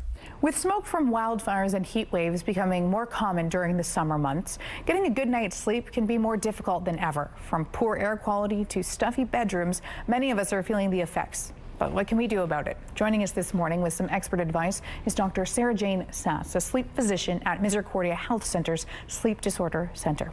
Good morning, Dr. Sass. Good morning. I'm happy to be here. Yes. So, if we take a look outside, we're really in the thick of things right now. It can be challenging to sleep. Why is that? What happens to the body when we're going through this? For sure. So, with the pollutants outside, it affects all of any chronic health issues, specifically anything to do with your lungs, and that includes sleep apnea. So really what we need to do is minimize exposure as best we can, and so that's staying indoors as best we can. If you're going outside and you feel that you're having itchy eyes or running nose, it's the time to get inside, close the doors and windows. When you're sleeping, normally in the summer months I'd say open those windows, get some fresh air, but right now it's to keep everything closed and stay inside. If you're going to spend more time outside, make sure you're wearing a mask if you're sensitive to things like if you have asthma, COPD, things like that. And N95 would be the safest bet. Mm-hmm. What other tips do you have for people who are really struggling to have a good night's sleep because of the fire? Yeah, so keeping, general sleep suggestions, so keeping the bedroom cool, quiet, comfortable. So put your AC on if you have one, and a fan if you have one. Keep the room nice and dark. If it's really hot in the summer, you can do some fun things like get a hot water bottle, put some ice in and put it in, put some cold water in the ice bottle and hug it when you sleep. Or you could put socks on that you've put in the freezer before to keep you cool. I love that little hack. That's great. Any specific clothing? So just cool clothing, cool cotton sheets. Stay away from synthetics. Generally, I'd say wear a sheet at night because otherwise you could wake up chilled. Oh, okay. And general, I know that we're talking about the smoke, but general sleep tips because it's so important to our health, and many of us aren't getting a good night's sleep. For sure. So it's about keeping that routine as best you can. So in particular, setting an alarm clock and getting a consistent wake-up time is a big one. Having a wind-down routine at night, avoiding naps as best you can, and of course that cool, comfortable, safe sleeping environment. Mm-hmm. Do you find that there's anything that you're frequently needing to debunk because people think, oh, this is this is the way to go? There's lots of things. The biggest one that I find people struggle with is waiting. Make sure you wait to go to bed until you're sleepy. And the main thing is getting the consistent wake-up time. Otherwise, your body will know what to do, and it will know to turn off at the right time. Generally speaking, if you get that consistent wake-up time. Mm-hmm. So don't push your body to sleep when it's not necessarily ready. Mm-hmm. And lastly, for people who are really struggling right now, I'm sure you're seeing lots of it. Mm-hmm. What's your last message to them? As far as sleep and health and the pollution right now, I would just say try to minimize your the risk of being outside as much as you can. Stay in the indoors for right now. Awesome. Thank you so much. Really appreciate these useful tips. And for people out there as well, I hope you're staying safe. All right, I've been indoors all morning long due to the lightning in the area, which seems to have passed. It's still raining, but I did check the safety before coming out here now. Let's talk about how much rain has come down. Look at this. I emptied this out after yesterday's rain. That's almost 5 millimeters from this morning alone. So we'll let that keep filling up and see what we get throughout the day today as we are one-handed trying to make sure it's straight. We're likely to see more of that precipitation. Well, it's still coming down right now, but again into the afternoon, another round of precipitation possibly. 20 degrees right now, northeast winds are 16 clicks. It is very smoky out here still. We're down to just a few kilometers visibility due to that heavy smoke with the warnings in place throughout the province. The rain may help a little bit, but the smoke isn't really likely to start to lift until later on into the evening time. Also, clearing out by evening time will be the storm activity, and overnight we'll see things clearing out, setting us up for some sunshine tomorrow morning. But by tomorrow afternoon, we could be back to the showers and thunderstorms again. So another round of precipitation again. It's been so dry, we will welcome it. I'll just let my rain gauge keep filling up as more of this rain continues. By the end of the weekend and into next week, things should look a little bit drier and brighter. Look at this cute little guy spotted in Ken's yard. So thank you for sharing this adorable photo with us, and keep the pictures coming, please, to Winnipeg Weather at ctv.ca. Weather brought to you by Blinds Are Beautiful at 900 Lorimer Boulevard, featuring Hunter Douglas Shades. An Edmonton choir is giving vulnerable men a place to belong and to showcase their singing skills. CTV's Sasha Pietromala has more on what the group means to one man and the community. I know. Downtown. For Lloyd Willett, the Edmonton Downtown Choir isn't just a space to sing. When it sounds like this and I'm part of it, I feel sort of like I did something important.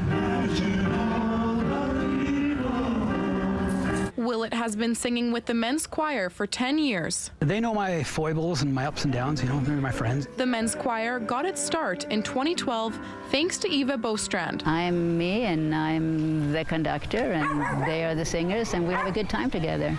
I like bantering with the guys a bit. Won't you show me that you really care? She created the group to give vulnerable men a place to belong. We want to be available for people who otherwise do not have a chance to be in a choir. We started out as a bunch of ragtag, throw together downtown leftovers who just sort of came together.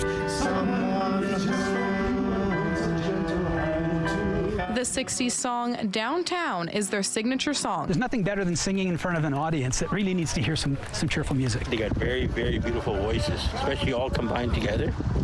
It just sounds so awesome together. And getting to perform outside makes it even more special. It's always special when we're here in the park. You know, we've got an audience. We always have people wandering by looking at us and stuff. Things will be great when you're downtown. For Willett, being able to provide a bit of joy for strangers is what fulfills him these days. Hope. Because the best things in life, they say, are free. And I think the most successful people in the world want to give back and do the right thing. That's why I sing. Sasha Pietromala, CTV News, Edmonton. CTV Morning Live is brought to you by Robin's Donuts, your favorite stop.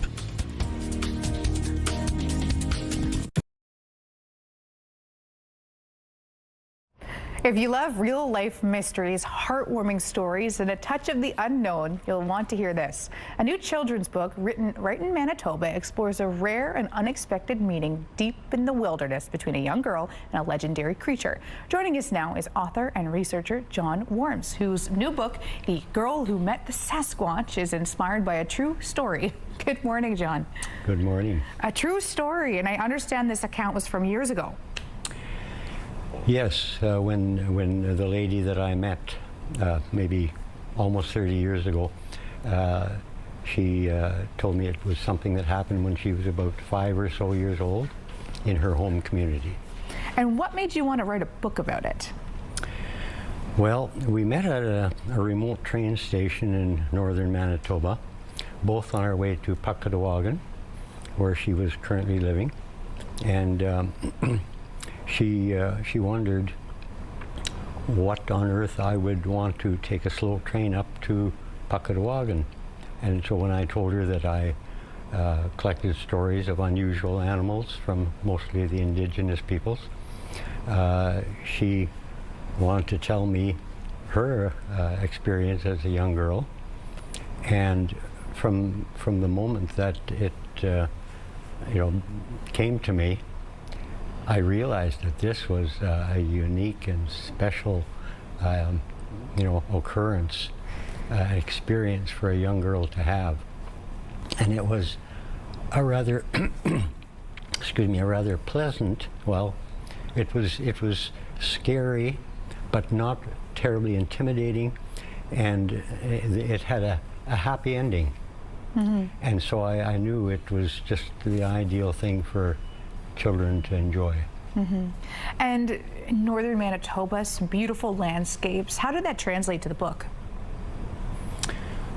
Well, we had spent some our early married years in the far north, and we enjoyed the northern landscapes, and so for me it was a pleasure to travel throughout Manitoba, especially the north, for several decades, and so we could identify, or I could identify with the culture and the environment, and I enjoyed that immensely, especially on the winter roads. Mm-hmm. So yeah, it was just a delight to be able to keep in touch with Marlene, who gave me her story, and together, come up with ideas that she recalled, details, and yeah, it was just a great experience. It's so cool. I hope people get this for their kids. Your granddaughter illustrated it. Where can people get this book or catch you? Well, it is on Amazon, and it is also in chapters here in Winnipeg.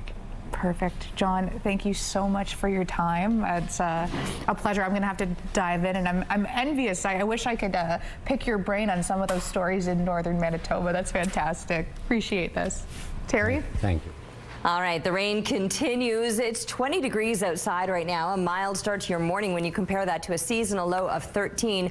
We've got a bit of a breeze out of the northeast at 16 kilometers per hour. The pressure is falling, the humidity sitting at 95%. And you can see those big raindrops on our camera and that gray sky, a mixture of the rain and the smoke, which is still very heavy around the province. Northern, central, southern Manitoba, all included in that heavy smoke warning. But we've got a lot more colors showing up on our map today. The red has to do with the thunderstorms. That is a thunderstorm warning in the red areas, or a thunderstorm watch, where it's that brighter yellow. The more muted mustard yellow, that has to do with the smoke, a slightly downgraded version of that smoke warning that we've been dealing with for, well, most of the summer now.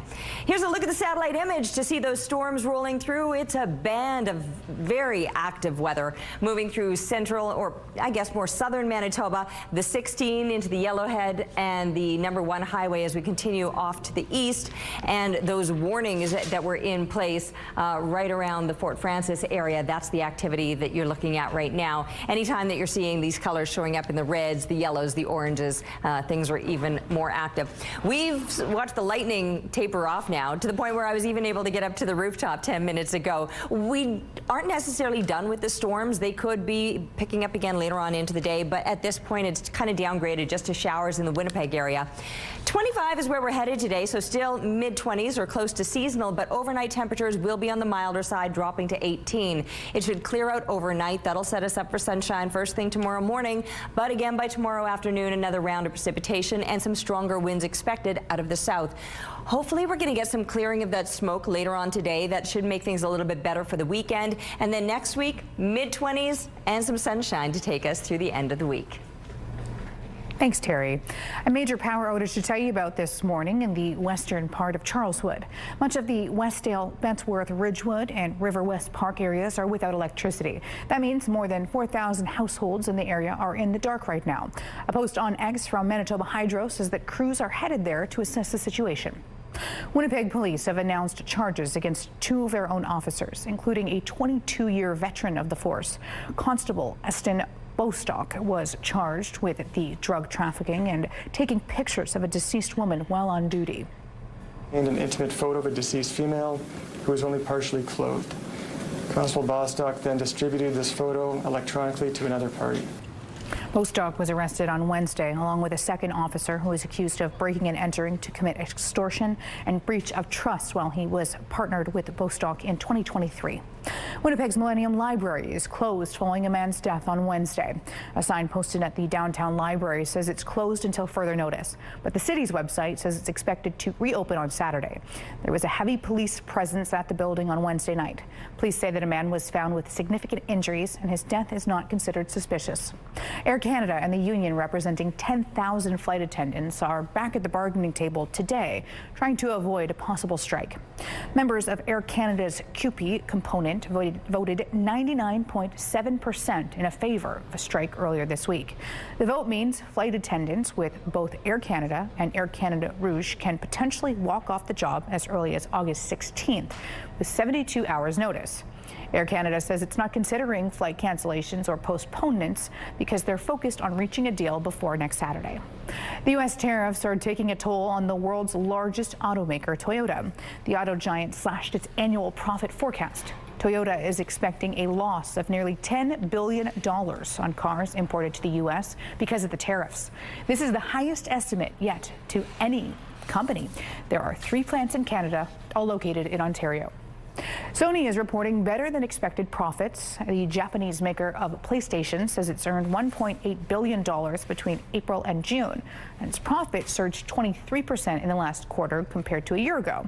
Sony says damage from U.S. tariffs was less than expected. Hockey fans, the countdown is on.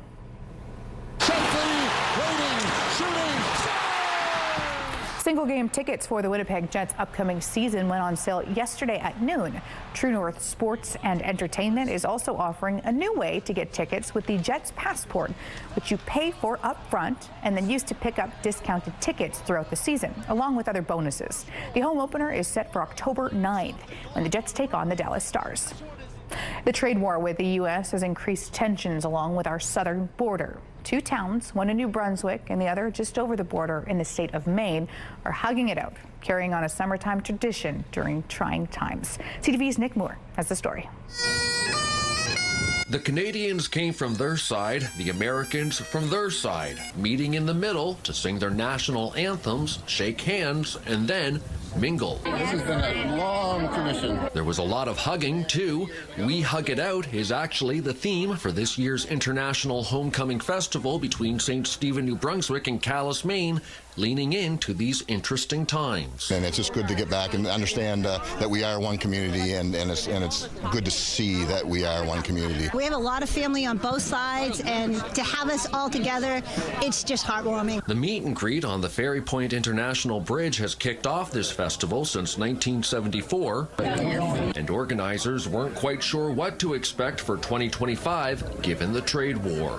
To have people come out from both sides of the border to celebrate this occasion, especially this year, I just think there was a lot of questions how things would go, but I'm just so pleased. It's certainly a nice salve to some of the frustrations and challenges we've been feeling. New Brunswick Premier Susan Holt and Maine State Representative Arthur Mingo were some of the dignitaries who took part. These are 2 communities that we need to make sure that the friendship stays in place no matter what's happening in other parts of the world. It's just nostalgia. It's something I've always known and something I hope keeps going. It's great to see people of all ages, and just seeing us all get along is amazing. It's a really fantastic event for everybody in the community. Nick Moore, CTV News, on the border of Calais, Maine, St. Stephen, New Brunswick. Our traffic camera showing McPhillips Street right now. Volumes are pretty steady at 8:37. No stalls or crashes to report. Taking a look at your gas prices as well. The Canadian average stands at $1.38, while the provincial average is slightly lower at $1.34. And in Winnipeg, the average is $1.35. Lowest price in the city, $1.27. All this info is on gasbuddy.com. Price at the pump brought to you by kidneycard.ca. Get a free tow and a tax receipt for value of your car. With all the smoke outside, it inspired our question of the day. And what's your go-to trick for getting a good night's sleep when the air quality is bad? April says keep HEPA furnace filter circulating air 24/7, as well as a bedroom fan. Marlene says an air purifier or air conditioning works to sleep. Thank you guys for your responses. If you're planning on going to Folklorama this weekend, you might want to check out the Italy Pavilion. That's where Danny is this morning. Good morning, Ainsley. Good morning, Winnipeg. Yeah, we've had a great morning here. We ate some arancini. We checked out some cultural displays. Before we go today, we're going to get a little dance performance here. I'm joined by Brooklyn, one of the dancers and youth ambassadors here at the Italian Pavilion. Good morning. Good morning. Tell me a little bit about what people can expect from the performances here. They can expect a very high energetic performance with lots of passion, energy, and excitement. How many dancers are performing here this year? So we have dancers from 4 years old to 80 years old. Wow, that's quite the range. And what kind of dances do you do here? So we have traditional dances, we have lots of pop music, and then we have tarantellas, so that's our traditional Italian dance, and then we have some pizzicas this year. And for you, how long have you been volunteering here at Folklorama? For a very long time. I've been dancing since I was a little girl. Wow, and what's your favorite thing about performing here? Just hanging out with my friends all the time, and since we've been practicing every Sunday since November, we've grown such a strong friendship. That's awesome. Well, you have a performance for us this morning, so I'm going to get out of the way here and let you take it away. Thank you.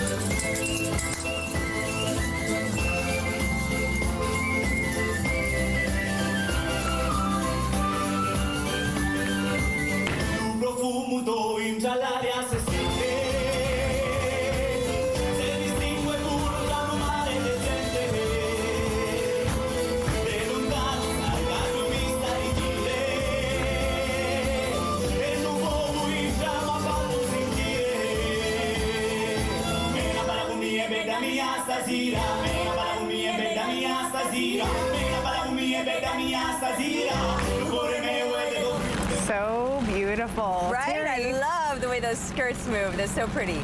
Well, the lightning has subsided. That's why you're on the roof right now, but I see an umbrella still. Yes, I was stuck inside all morning long because of the heavy lightning in the area. Now it's just some pretty steady rain. Listen. You can hear that, right? And my rain gauge, so when I was out here last, I had checked and it was just under 5 millimeters. That's what had fallen over the course of the morning.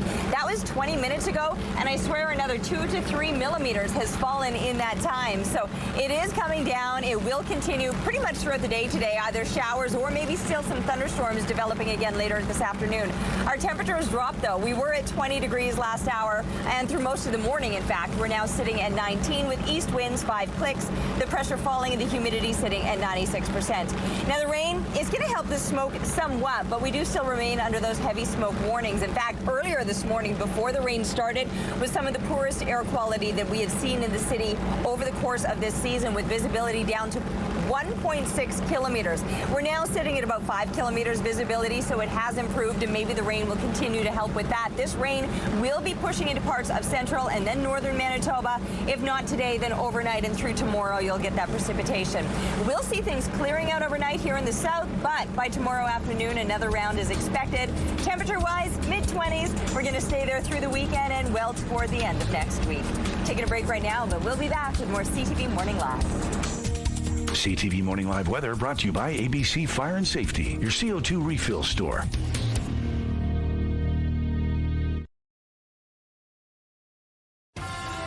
Have a news tip?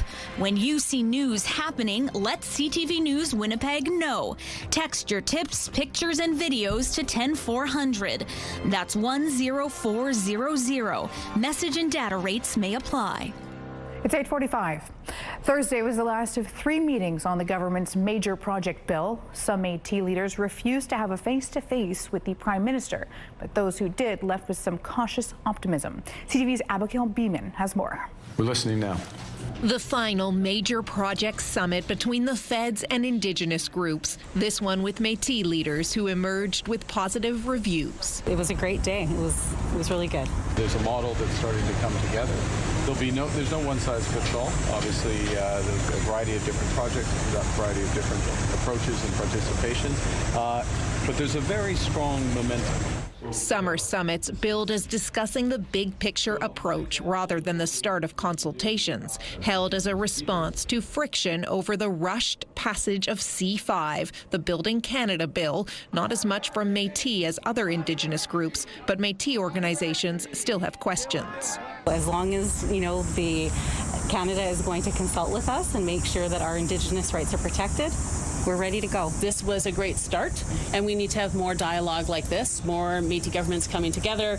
We can't go there if Ontario is in that room.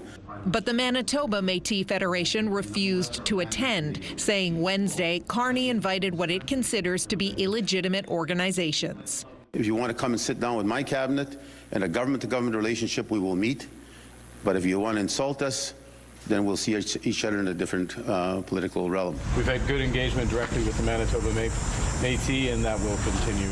The Métis Nation of Ontario says Manitoba is putting forward a new and false narrative. Meanwhile, the Métis Nation of British Columbia also refused attendance because it was only invited as an online observer. This was the last of 3 summer summits the Prime Minister held with Indigenous groups, First Nations, Inuit, and now Métis. Carney says the goal is to have both the Major Projects Office and the Indigenous Advisory Council up and running by Labor Day. Abigail Beeman, CTV News, Ottawa. Our next guest is bold, he's vulnerable, and he's ready to get you dancing, all while tackling topics like addiction, identity, and self-expression through music. Carlo Capobianco is a queer singer-songwriter from right here in Winnipeg. His newest single, Misery Loves Company, drops later this month. Welcome to the show. Thank you so much for having me. So tell us a little bit about this single.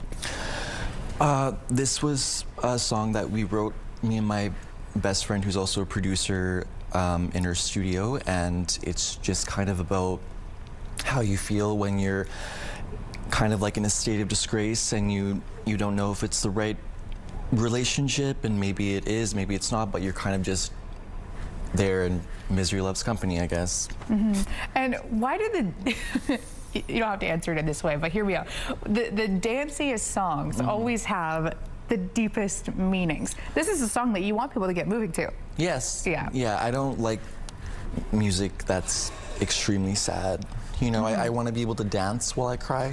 So, yeah. You know. Well said, well said. When it comes to you and the way you express yourself through music, what can you tell us about yourself for people who haven't heard you yet? We're pop. We like to do pop music. We are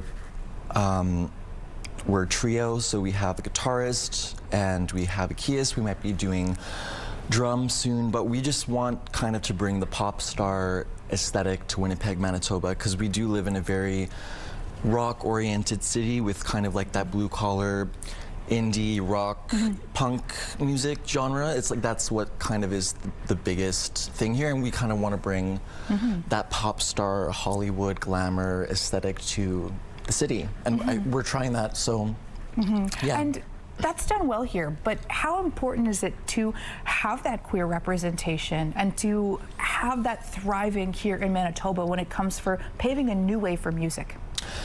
I think it is really important because a lot of queer musicians and a lot of queer people aren't represented really well in the music industry. And I think it's just a part of my duty as a singer-songwriter and as a queer singer-songwriter to kind of bring that to light. Yeah. It sounds like you're producing this with friends, which can always feel good. How has that helped you? Well, I create music with people that I love, and I try my hardest to make the best music, and it's the best creating content, music videos with people that actually share my vision, and it's not just some guy that I'm hiring who doesn't actually care. No kidding. So the song drops in about a month. What's next for you? Are you going to be creating new music? Will you be going on tour? I would love to go on tour if I can afford it, but the single's coming out August 22nd, and you can pre-save it on my website or the carlocapobianco.com. You can visit my Instagram, the link's there as well. And in terms of the future, I think there will be an album coming out later this year. I just got to finish it up, but yeah. I hope people go and find you. Thank you so much for your time. Talking about a vulnerable conversation, no less, and we haven't met yet. So thank you so much. I appreciate this. Thank you. Terry, outside. Yeah, outside, the raindrops on our camera, you can see, and the heavy smoke still lingers in the air. 19 degrees with east winds on the lighter side, just 5 kilometers per hour. The pressure is falling and the humidity sitting at 96%. So we're dealing with the rain and the smoke. Most of the province under that heavy smoke warning with the slightly downgraded advisory. Now you see a couple of different things here. A slightly different shade of yellow is a thunderstorm watch, or the red, a thunderstorm warning, and it all has to do with what we've been dealing with this morning, that heavy band of precipitation passing through. Still some lightning bolts firing off in the Winnipeg area. It's down more to just rain showers, but we still could see some storms developing later on into the day. So soggy, stormy, smoky still. That smoke should start to lift into the evening overnight, but also lifting will be the clouds in the evening overnight, and that will make way for sunshine first thing Saturday morning. However, by Saturday afternoon, another round of precipitation is quite possible. That will all eventually start to move into parts of central and northern Manitoba by tomorrow and later into the day, even continuing into Sunday for northern Manitoba. That'll be good news to help with this fire situation. Like I said, we're hopefully going to see some smoke lifting, and then these temperatures, well, they're settling in the mid-20s. They're going to stay there well throughout next week. Just for a reference point, 26 degrees, that's normal for this time of year. We're taking a break, but we'll be back. We'll see you soon here with more on CTV Morning Live.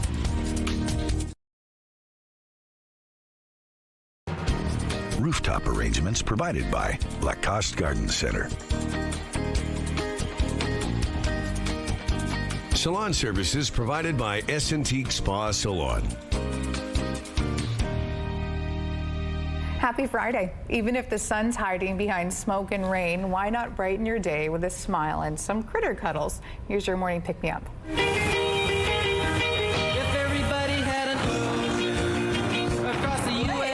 This little guy may be a prairie dog, but he still loves the beach. Check him out. He's just swimming along in the ocean. Someone's pet prairie dog. Okay. I love it.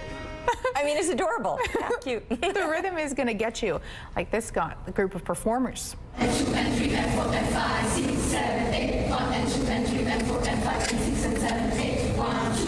precise performers wearing black and white are so mesmerizing. Wow. This routine is hypnotic. That takes some practice and coordination. All right, take a look at what we're going to show you next, because if you weren't up at 6 a.m., this is what the sky looked like. Isn't that incredible? Now, sun didn't rise until 6:08. This was taken at 6:01, that gorgeous red glow. It actually, within 10 minutes time, morphed into a purple glow after the sun. There it is, after the sun rose. That was first thing this morning. We're done now. We'll see you on the other side of the weekend.